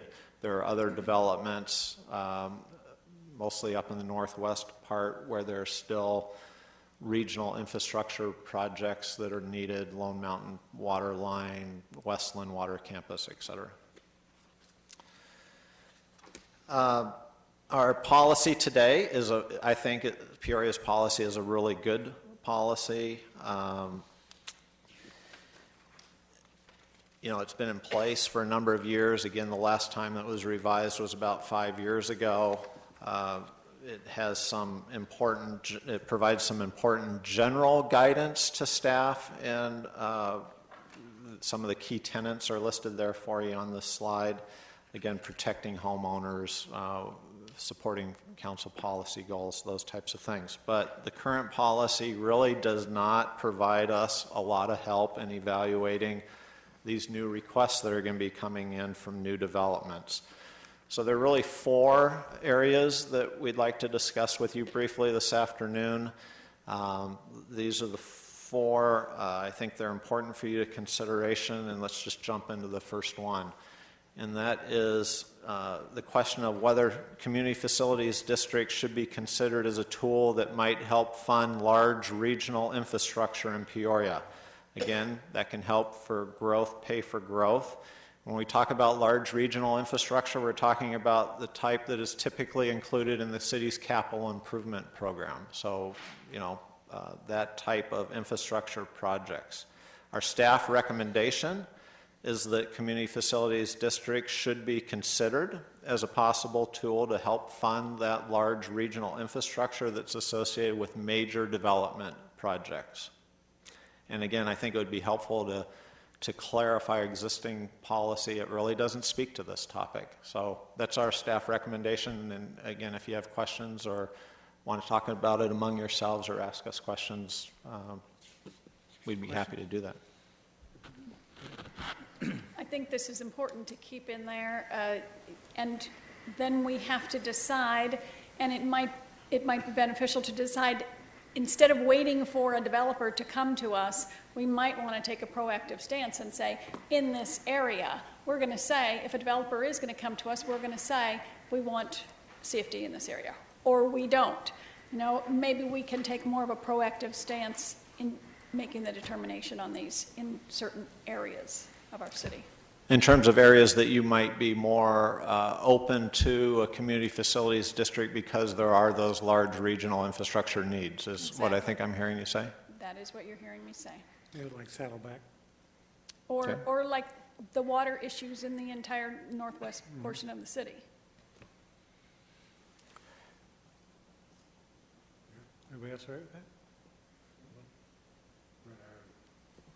We decide, what are we deciding here? Whether we want to follow staff recommendations to apply this to large regional infrastructure. Yeah, it's a possible tool, right. Yeah. And just for clarification, I think that we can certainly do that. Typically, there would not be a large CFD over the entire area because of the timing of development, the different types of development, what's being developed, what their infrastructure needs are. So we'd have to evaluate those CFD applications, but at the same time, maybe the community is hearing that we'd be open to considering it for that type of large regional infrastructure. In that area. And I think we do have the ability to do those kinds of things. We do overlays in it with our general plan. We do specific area plans all the time. So we can say that certain areas are, that we are more open than others for these kinds of things. So the second question for your consideration is whether the City of Peoria will provide Community Facilities District as a mechanism to fund that local neighborhood subdivision type improvements that are part of that development. Again, those are typically curb, gutter, sidewalk, drainage, neighborhood enhancements and amenities, those types of things. Often that's kind of an expected part of a development project. And it could be above the minimum, as I described before, because that's kind of what the expectation of the market is. Yeah, but at that point in time, we can't determine is it really that or not. I'm definitely less than enthusiastic about this, Mr. Ames. Yeah, this would be where we might do the assessment, is that right? Typically, this is how where the assessments might be used. Yes, sir. Right. And we've heard, Buckeye and Goodyear are doing that because they feel they got kind of remote areas and they want to get a starting point. Is that kind of what? Yeah, other than here? Buckeye and Goodyear, I think examples are Florence, Casa Grande, Coolidge, Marana, Prescott Valley, Show Low, Surprise, I think, did one, Youngtown, other communities like that. Our recommendation for you to consider is that, except in the case of a large economic development project like I talked about Eastmark, and I'll get back to that, that's actually number 4 that's coming up, that Peoria probably doesn't need to use these in the same way those other communities do to incent developers to develop in our city. And as such, that except for those economic development exceptions, that our recommendation is that we not consider this, but again, that's totally a city council policy decision. Yeah, and we already do special districts like lighting and so forth, right? That Those are different. They are different. they're different, but but we they're do a way of it being street paid light for districts by and, the, right, by the new homeowners. Yeah. maintenance improvement districts. Yes, sir. Scarlett? I think if we take this out of our policy, we're only limiting ourselves. I mean, the combination, using the combination of the special assessment as well as the general obligation bonds can be used in many different ways. And if we take this out of our policy, we are only limiting our ability to use the very limited amount of tools that we're allowed in the state. So I say that each one of these things come before council at the time and we can make a decision, but I don't want to take it out because then we don't have that choice at all. We're taking away our own decision-making control. I appreciate that. If it's not clear in our policy actually today whether we would do this or not. That's why we're asking for some clarification, because if the city is willing to consider it, each of the next CFD applications that are submitted will be requesting this. And it's difficult, honestly, for staff to evaluate the use of CFDs for this purpose. There's no direct city benefit received, as there is in the case of using CFDs for large infrastructure projects, where we're either helping growth pay for growth and or freeing up our bonding capacity to be used for other projects. These are just normal developer expenses that are a normal part of building a subdivision out. And when we talked about it as staff, we didn't see the benefit of actually offering that, since the city really wasn't receiving a benefit in return. It is a financial incentive to the developer, but again, I'm just presenting that as context for the council to make a decision about it, and it is your decision. In the application process, we're asking the developer to fund a lot of things. Why don't we just also ask them to fund the assessment of this, so that that's not the city's financial obligation? Explain that a little bit more. I'm sorry. Okay, so you said that it's expensive and time-consuming for our city staff to decide when this comes before us to make the assessment as to whether this is good for our city? No, not time-consuming and expensive. We just don't have any guidance on how we would evaluate that request. They're simply asking for a $2,000, $3,000, $4,000 assessment on every residential lot, and it's very difficult for the staff to provide any feedback or consideration. All we can really do is then bring that to the city council and say, do you want to do it? We don't have much to evaluate it on. They're asking for an assessment on each lot. In the case of Vistancia and using the general obligation bonds for large regional infrastructure, it's much easier for the staff to say that will be very beneficial to the city in that it helps fund this, it accelerates this large capital project. It's another funding mechanism for a large regional infrastructure project that the city doesn't have to use revenue bonds, geo bonds, et cetera, to fund. So that's relatively easy for us to meet with a developer or group of developers and talk about what are those large regional infrastructure needs and who's going to pay for them. In this case, it's very difficult, not because it's expensive, but there just aren't parameters available to us to say, should the next developer have a $2,000 assessment on each lot to help pay for the streets? Just a second. In that example, $2,000 per lot to pay for streets, shouldn't they be doing that anyhow and then put it into the cost of the house as an impact fee? Yes. But they can't put as much in as an impact fee, so this is a way to get around that? Well, the impact fees would not cover this. Impact fees cover the more large regional infrastructure, like typically in our CIP. So local street, curb, gutter, sidewalks, not eligible for impact fees. But yes, Mayor, you're correct that absent a CFD or an assessment, the developer would pay for this infrastructure and build it into the price of the home. All right, then why would we allow this to happen? Because you're suddenly going to be flooded, but every developer that comes through the doors of City Hall are going to want to do this so they can get the money back. Yes, sir. I'm opposed to this. Mr. Ames. Yeah, my question was about impact fees, but you said it wouldn't affect our impact fees? This would not, because this type of infrastructure is not included in impact fee. So the home builder would still be paying full city impact fees to help pay for the regional infrastructure associated with their development. But roads are part of it, but they're just... Not the local not the street, streets just the within the arterials. subdivision and those The types of arterial streets. roads, This is a way for the developer to recover costs of putting in the interior roads. Yes, it is. And then he could turn around and put the same cost that he's recovered into the price of the house anyhow. They can, yes. Ms. Carla.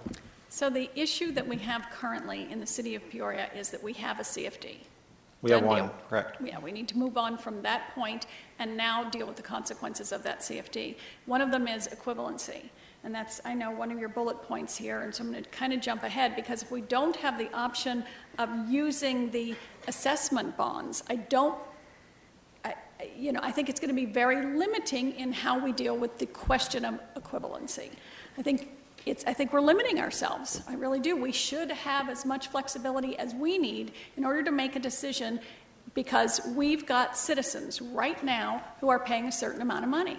And if we do not allow equivalency, then what we're going to have is a decrease in property values for those existing people. This team is meeting with the Trilogy West development team and has been for some time now. There are several options that have been presented as to how to create that equivalency. Mm-hmm. Those both center, let me just take a minute to explain this, I guess.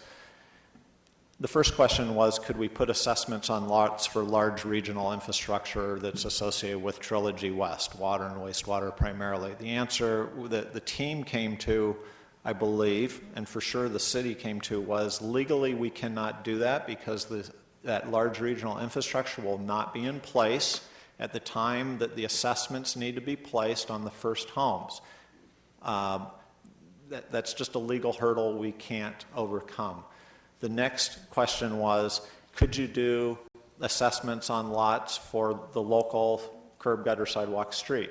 Legally, yes. Does the city of Peoria want to necessarily set that precedent, trying to address the Trilogy West issue? I would suggest that if we can avoid setting that precedent, that we should do that.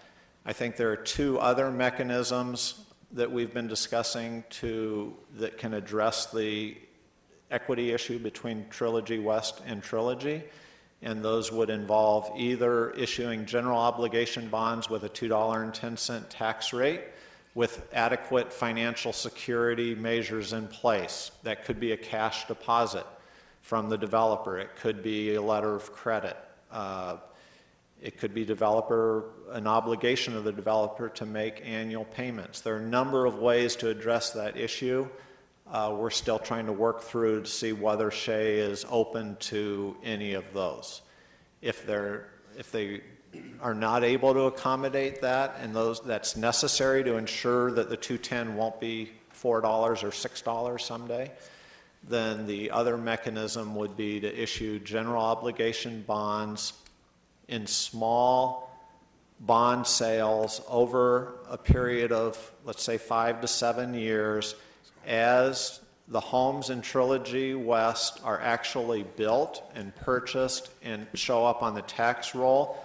In that case, the assessed value is in place at that point, and we can calculate what the 210 will generate in terms of annual debt service, and we can structure an appropriate bond transaction that generation from the homes that are already there at that point in time would pay the debt service. And a year or 2 years later, we'd go through the same exercise and see how many new homes are there, what's the assessed value on the tax rolls, what will the 210 generate in terms of debt service, and we do a second bond transaction. Then we do a third one, and a fourth one, and a fifth one, and a sixth one, and we could establish that equivalency between Trilogy and Trilogy West. That's a very unique situation. I think we're working really hard to solve it. I think we have some ways to solve it.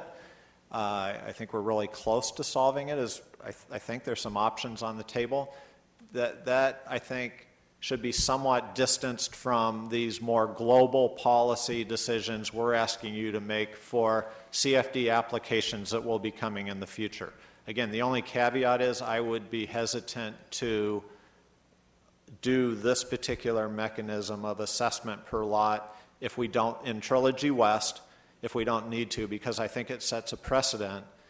And again, that precedent will depend upon how the council feels about doing that in the future for future developments, because, Mayor, as you said, the developers will ask for this, absolutely, if the city council is willing to consider it.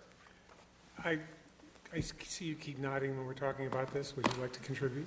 Well, Mayor, members of council, without trying to prejudice your feeling about it, I do this every day, so I want to clarify one thing that Mr. Mattingly said, because I think it's important, not to correct him, but because it's not something he has to keep up with.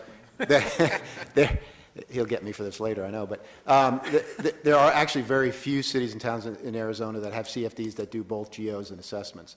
And Mr. Reeder and Mr. Hocking can help me here, but it's literally Florence, Buckeye, and Goodyear. And Goodyear doesn't do it much anymore. So you're really looking at 2 cities that do it on a regular basis. And I think that says a lot about about the process and the difficulty in doing the process. So I just wanted to add that. Again, if it hasn't come through clear, assessments are very difficult to deal with. And I can tell you from hands-on experience with Florence, for instance, they do a pretty good job, but it's very difficult managing these things. I mean, it's not like taxes that you have a rate and you put it on the property and you walk away and you don't have to worry about it. Each one of these assessments has to be individually managed. And when you start talking about 8,500 lots, and the mayor's exactly right, everybody that comes to town is going to want it. So now you're going to have 8,500 lots with $2,000 assessments on them. And $2,000 is just a number we're using here. The developers aren't going to want $2,000. They're going to want $10,000. I promise you. They're going to want $10,000 and hope to get $7,500. So you're going to have 8,500 or plus 8,700 plus 500 based on that slide you saw before. And I always try to preface these things by saying I make money doing bond transactions. So I shouldn't be trying to talk you out of doing this, and I'm not trying to talk you out of doing it. I think Mr. Mattingly's right. You need to approach this very cautiously. History is a good benchmark here, and they are very complicated to do. Yes, I don't think, this should be a normal one we do. I think if a situation occurs, maybe in conjunction with a regional one, if we did some of this, fine, but otherwise it shouldn't be done ad infinitum as development occurs. Okay, so I would suggest that because of the things we heard at this point in time, you can always come back and visit this sometime in the future, that we do not allow this to happen. Mr. Guru. You can say no, it's okay. Well, it's not that I'm just going to say this. I hate CFDs. I hate them. I have been through the mill with CFDs, but we have an issue right now that has to do with equivalency, and we have to deal with it. And I have a big concern about making blanket policy changes while we're in the middle of negotiations. I have a problem with that. you know, if we were going to make a blanket CFD policy, I'd like it to be, after this, we don't do any more ever again.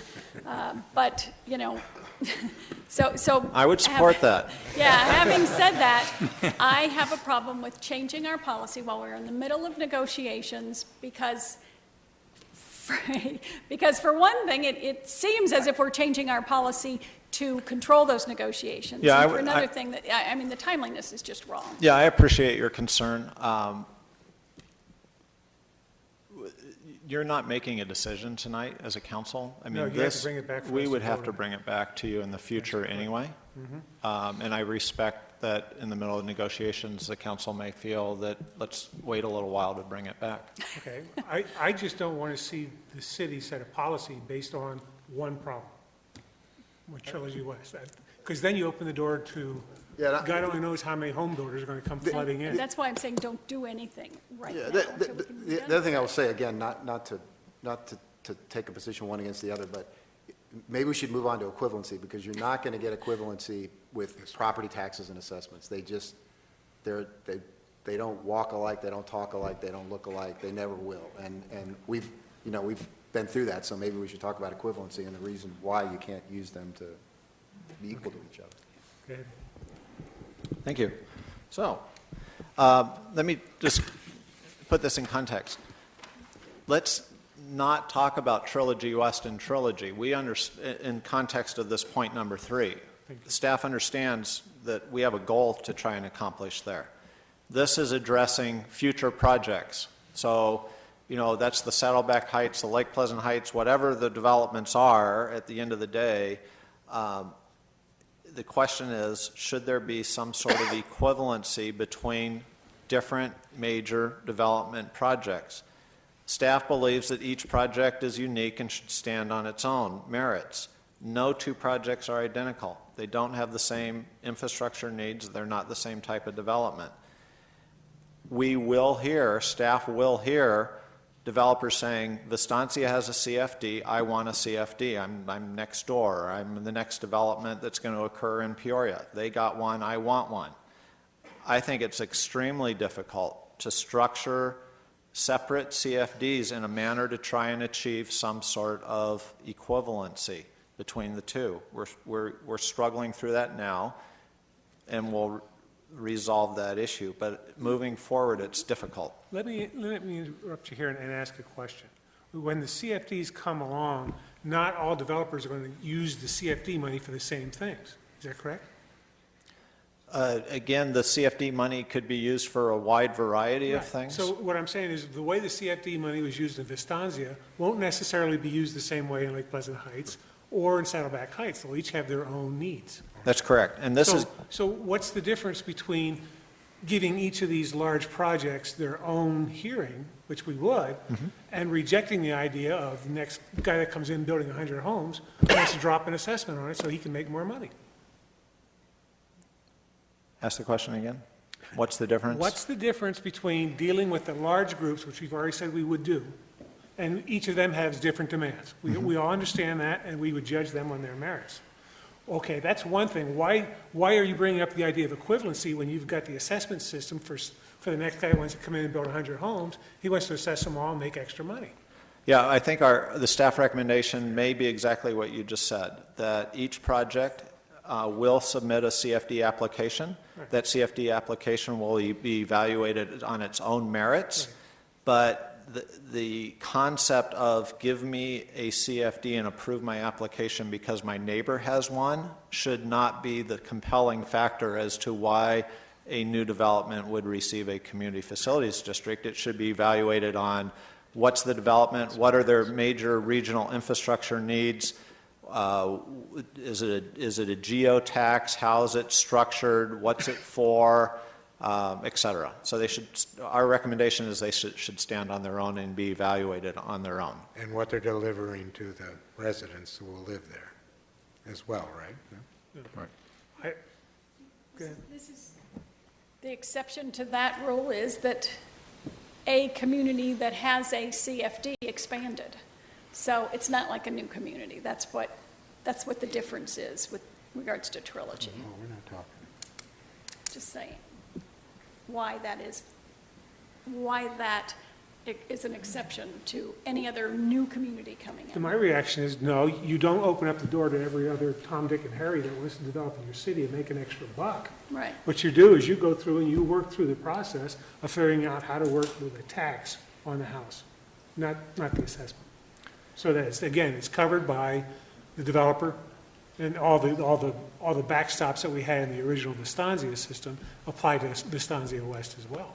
Right, and this isn't so much assessment versus tax. It is the question of, let's just pick a development. I'll make up one. Lake Pleasant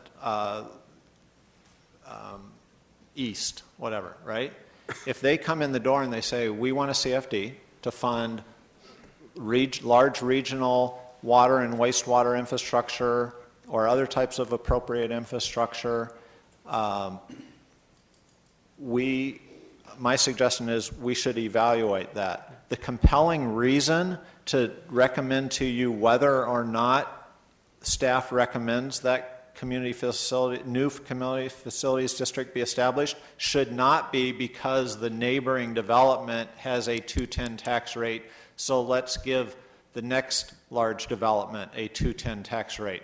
That should not be a major policy, a major reason that staff would support a community facilities district. They should go through the application process. We should look at the infrastructure needs. We should look at what they're requesting and base our staff recommendation to you as you have the final decision on the merits of the project, not on I want one because my neighbor has a CFD. Yeah, Mom always liked you best. Mr. Rivera? Mr. Mattingly, you're saying it shouldn't be a compelling reason. Should it be a reason at all? A compelling reason to form a new community facilities Yes. district?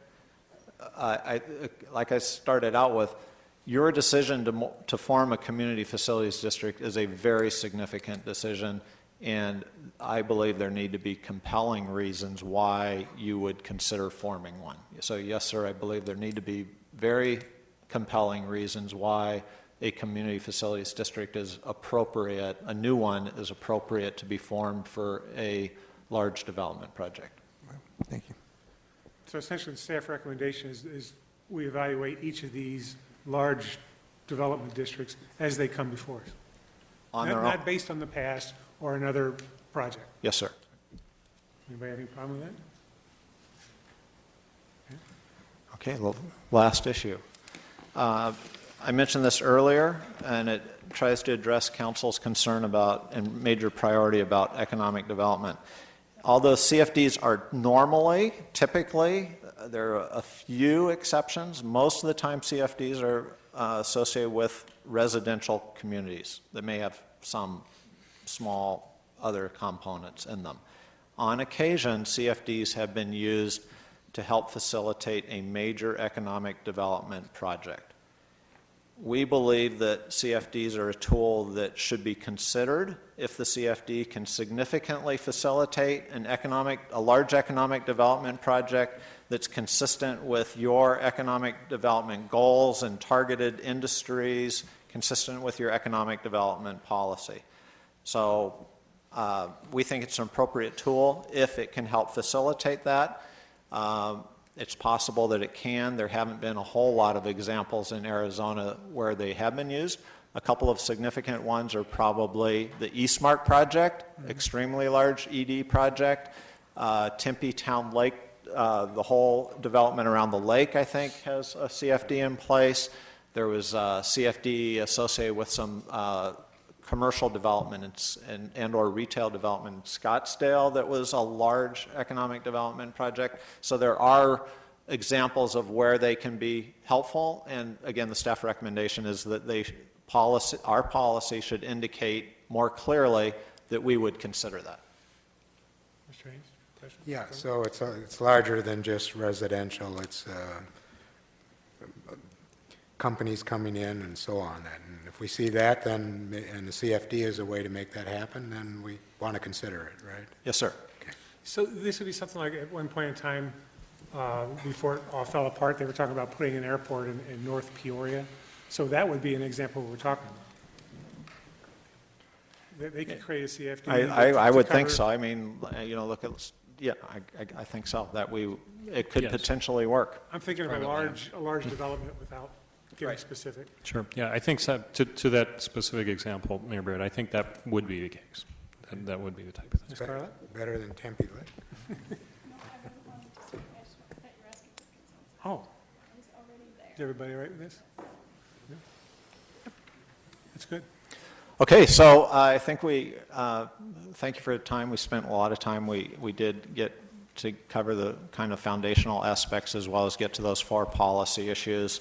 And we'll take that and take a look at your existing community facilities district policy, make some proposed changes to it, and bring it back to you after we've resolved the current issue with Shea Homes and Trilogy West. Thank you. I know it's getting late and everybody's probably hungry, but the staff that's waiting to do the next one have also been here, and they're also hungry, so I suggest we do the last component, and then we can go eat. Is that all right with that? Okay, good. Thank you, Brent. Thank you, guest speakers. Appreciate that. And appreciate the time the council spent on this issue, obviously complicated, but important as development starts to pick back up. The last issue we have is going to be presented by John Septon, our Community Services Director, and the item has to do with the implementation of our Youth Master Plan. Of course, the Council is very aware of and involved with the implementation of the Youth Master Plan. It's recently been heralded as one of the best in the state at bringing youth into the policy making of a city. And so with that, I'll turn it over to John. Thank you, Carl. Good evening, Mayor and Council. And yes, we are getting hungry, aren't we? So we're going to make this one pretty quick.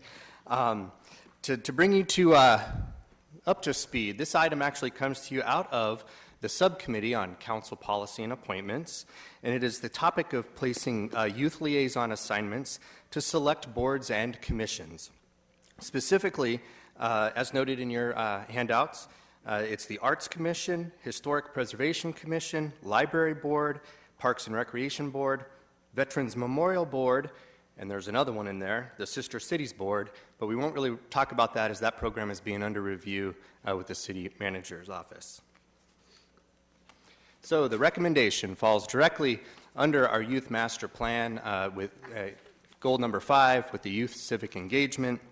As you all know, the Youth Master Plan has taken on great traction and has gained great exposure throughout the state. The youth engagement goal has been really taken to the next level with the efforts of having our Youth Advisory Board Council Liaison here at the dais with us.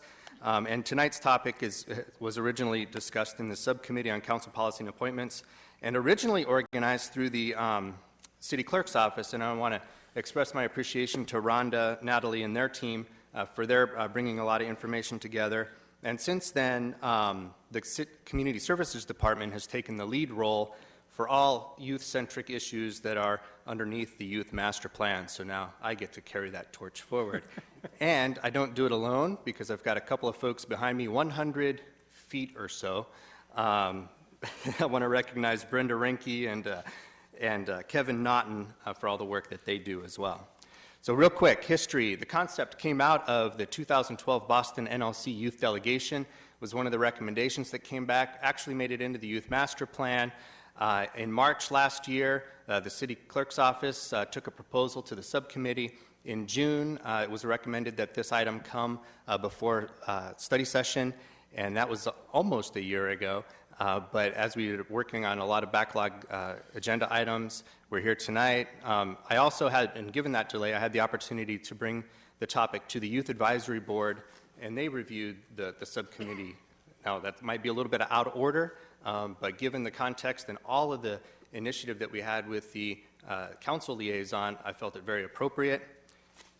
And so what the subcommittee put forward was that we assign youth advisory board members to serve as liaisons to 6 different boards and commissions, as I mentioned earlier, and that we adopt an ordinance and council policy providing for the liaison and alternate assignments to select those selected boards and commissions. Now, what I want to bring forward to you, and again, we're in good study session, is that the Youth Advisory Board also had some recommendations, and appointee or liaison Jelenic could certainly chime in here. As we had very good discussion, I can't express how proud I am of our Youth Advisory Board when they took the concept apart, discussed amongst themselves, what their recommendation would be, and to put forth a little bit of a tweak to what the subcommittee had in mind, and that we really reach out to beyond the Youth Advisory Board appointees, involve additional youth from throughout the city in the different programs. If somebody's interested in the library program, do they have to be on the Youth Advisory Board to be perhaps considered to be one of these liaisons? Not necessarily. They also denoted that it's important that the liaisons, and with their responsibility of the Youth Master Plan, that they report back to the Youth Advisory Board, who is the official advisory committee to you as mayor and council within our structure. So the process would be very much mirror how we went through with Jacob and Thomas, same timelines, same initiatives, very similar requirements, in that they would need to be enrolled, obviously be a Peoria resident, be enrolled in grades 10 through 12, have done all the applications and got through the interview process, and of course, school comes first. That was one of the big points that we made at the Youth Advisory Board as well, and they actually brought up too. So I didn't want to read through a whole bunch, but guiding principles, we had this as part of the proposal, it was in the documentation. I bolded again, the school commitment is a priority. But with that, I really have no other comments. I would think that it would be great to put forward a staff recommendation, and I would like to have Jacob chime in. Absolutely. Mayor and Council, I just kind of want to go have an overview of what went on at our Youth Advisory Board meeting. And I'd also like to thank John Septon for bringing forth this recommendation that was originally going to go through the subcommittee to the Youth Advisory Board, because it kind of shows our capacity to discuss policy and make a change on it. So when it first came to us, it was as is. It was that there's going to be Youth Advisory Board members being liaisons to other boards and commissions. And that's what we discussed first in terms of the timeline of our discussion. We first talked about the recommendation as is, so that got talked about first completely. After that, and actually may backtrack a little bit, Kevin Naughton and I discussed this a little bit, and it was kind of our idea to have it to where it was non-youth advisory boards, and have the non-youth advisory board members, but have the youth advisory board kind of act as an umbrella program to facilitate these liaisons.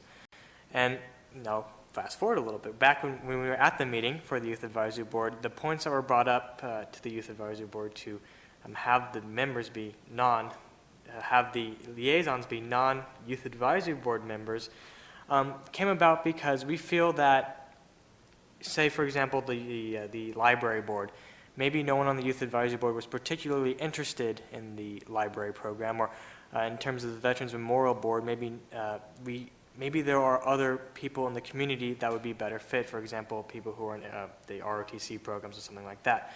So, and I guess we're not saying that people on the Youth Advisory Board wouldn't take it seriously, but I think that it aligns with the Youth Master Plan to engage more young people, and these young people that are selected are going to probably have more of an expertise in the boards they want to serve on.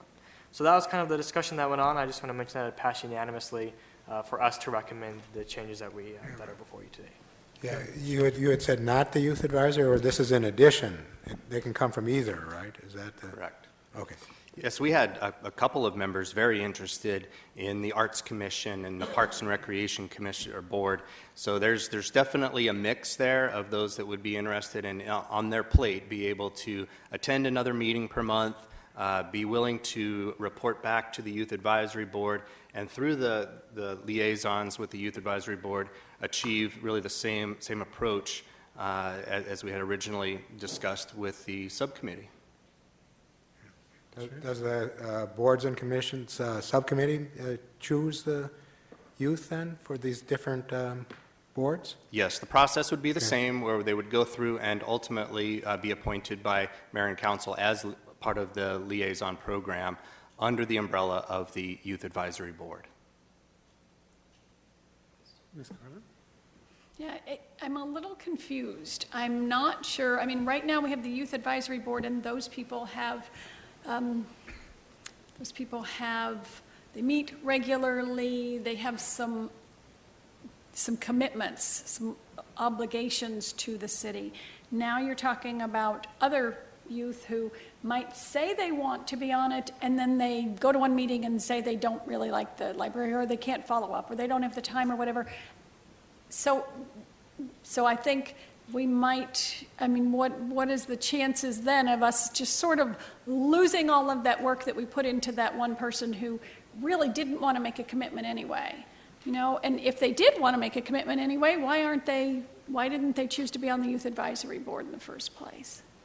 Do you see what I'm saying? Absolutely. That's a great, Councilmember Carlott, that's a great point. And we actually kind of talked about that in that our count for the Youth Advisory Board is 19 appointed and 2 alternates. We have, at least not since I've been here, not had a full roster of all attendees. They're busy. And that was one of the points that came up. And with the idea of involving more from the community, in that I know there's a lot of youth that volunteer up at the library that might not even know about or be interested in necessarily the Youth Advisory Board, but if approached and going through the process of the application, the interview with the Youth Advisory Board, the interview with the policy and appointments, and then appointing from mayor and council, I feel that the process is going to be strong enough that we're going to gain those that are interested in the commitment.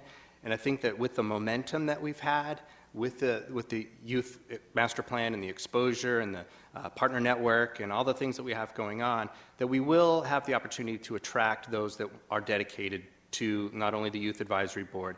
Our objective is really to broaden beyond our 19 appointed and 2 alternates. And I really, again, recognize that it was the youth that came up with this as a recommendation. And anything to add?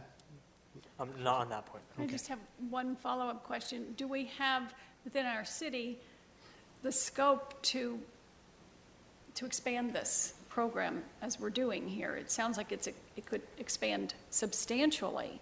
So there's Kevin, he's still just one guy. You know, are we able to control this? Again, the Youth Advisory Board has taken the charge of the Youth Master Plan implementation very seriously. There's support. We have a support network. Kevin's one man. He's got a whole team, and we're all there for him. Mm-hmm. But as far as the marketing, the youth have been involved. We have had Councilmember Edwards out marketing the Youth Advisory Board as well. There's a number of different points to where the opportunity to serve. We have our 5 boards that we're making a recommendation for having a liaison formally appointed. The formality of being on a board doesn't necessarily have to be there. As a program, we can create, have it administered through community services via the Youth Advisory Board. My recommendation as a director would be to let's pilot this, make it a real approach to getting a great roster. I'm losing 6 Youth Advisory Board members. Yes, 6. They all get older, so we can't find a way to stop that. I haven't figured that out yet. But that's one of those that as a pilot program, we recognize that there's some tweaks and things like that. So rather than creating ordinance and a council policy, my recommendation is that we implement, we charge forward, we ride the excitement that we've had with the Youth Master Plan program, and that this piece gives us the flexibility to create the liaison responsibilities. Create the network so that there is good dialogue at those youth advisory boards, and that our council liaisons have a report out to you as council through that process. And again, it's just a couple of changes. There was a good discussion a year ago on the concept. It's all extremely perfectly intended to engage more youth, hear the youth voice, and have a process for that to happen. And I think that to credit for the Youth Advisory Board and the leadership exhibited there, that and frankly your leadership as well, to do this. We have an opportunity to implement it as a program under the Youth Advisory Board, of course led by the Community Services Department, and processed through each of you. I have a comment and a question. The comment is that you're providing for alternates for each of these positions, right? For each of these boards? Correct. All right, so I mean, I think, just as you have an alternate in Thomas, I think that kind of covers a lot. You're right, they could get onto a board and decide they don't like it, it's not for them, but you've got a backup. They could discover girls and decide they don't want to do that anymore. They could move, you know. But that's my comment. I think we're covered there, but my question is there a minimum grade point average that you have to serve on the youth commission and/or these commissions? And what is it? Yes, Mayor Bear, I believe it is a 3.0 minimum. Is that correct? That is on the Youth Advisory Board requirements. Okay. And so, yes, again, school will remain a priority, and we really want to emphasize that in our application process and even through the interviews, that they have the ability to recognize that, you know, school is priority. Okay, sure. Yeah, I think it's a good idea to put youth on, particularly the boards you're looking at, so they can hear some of the youth perspective, I think. Isn't that one of the key ideas? Okay, so I think it's a good idea. Thank you.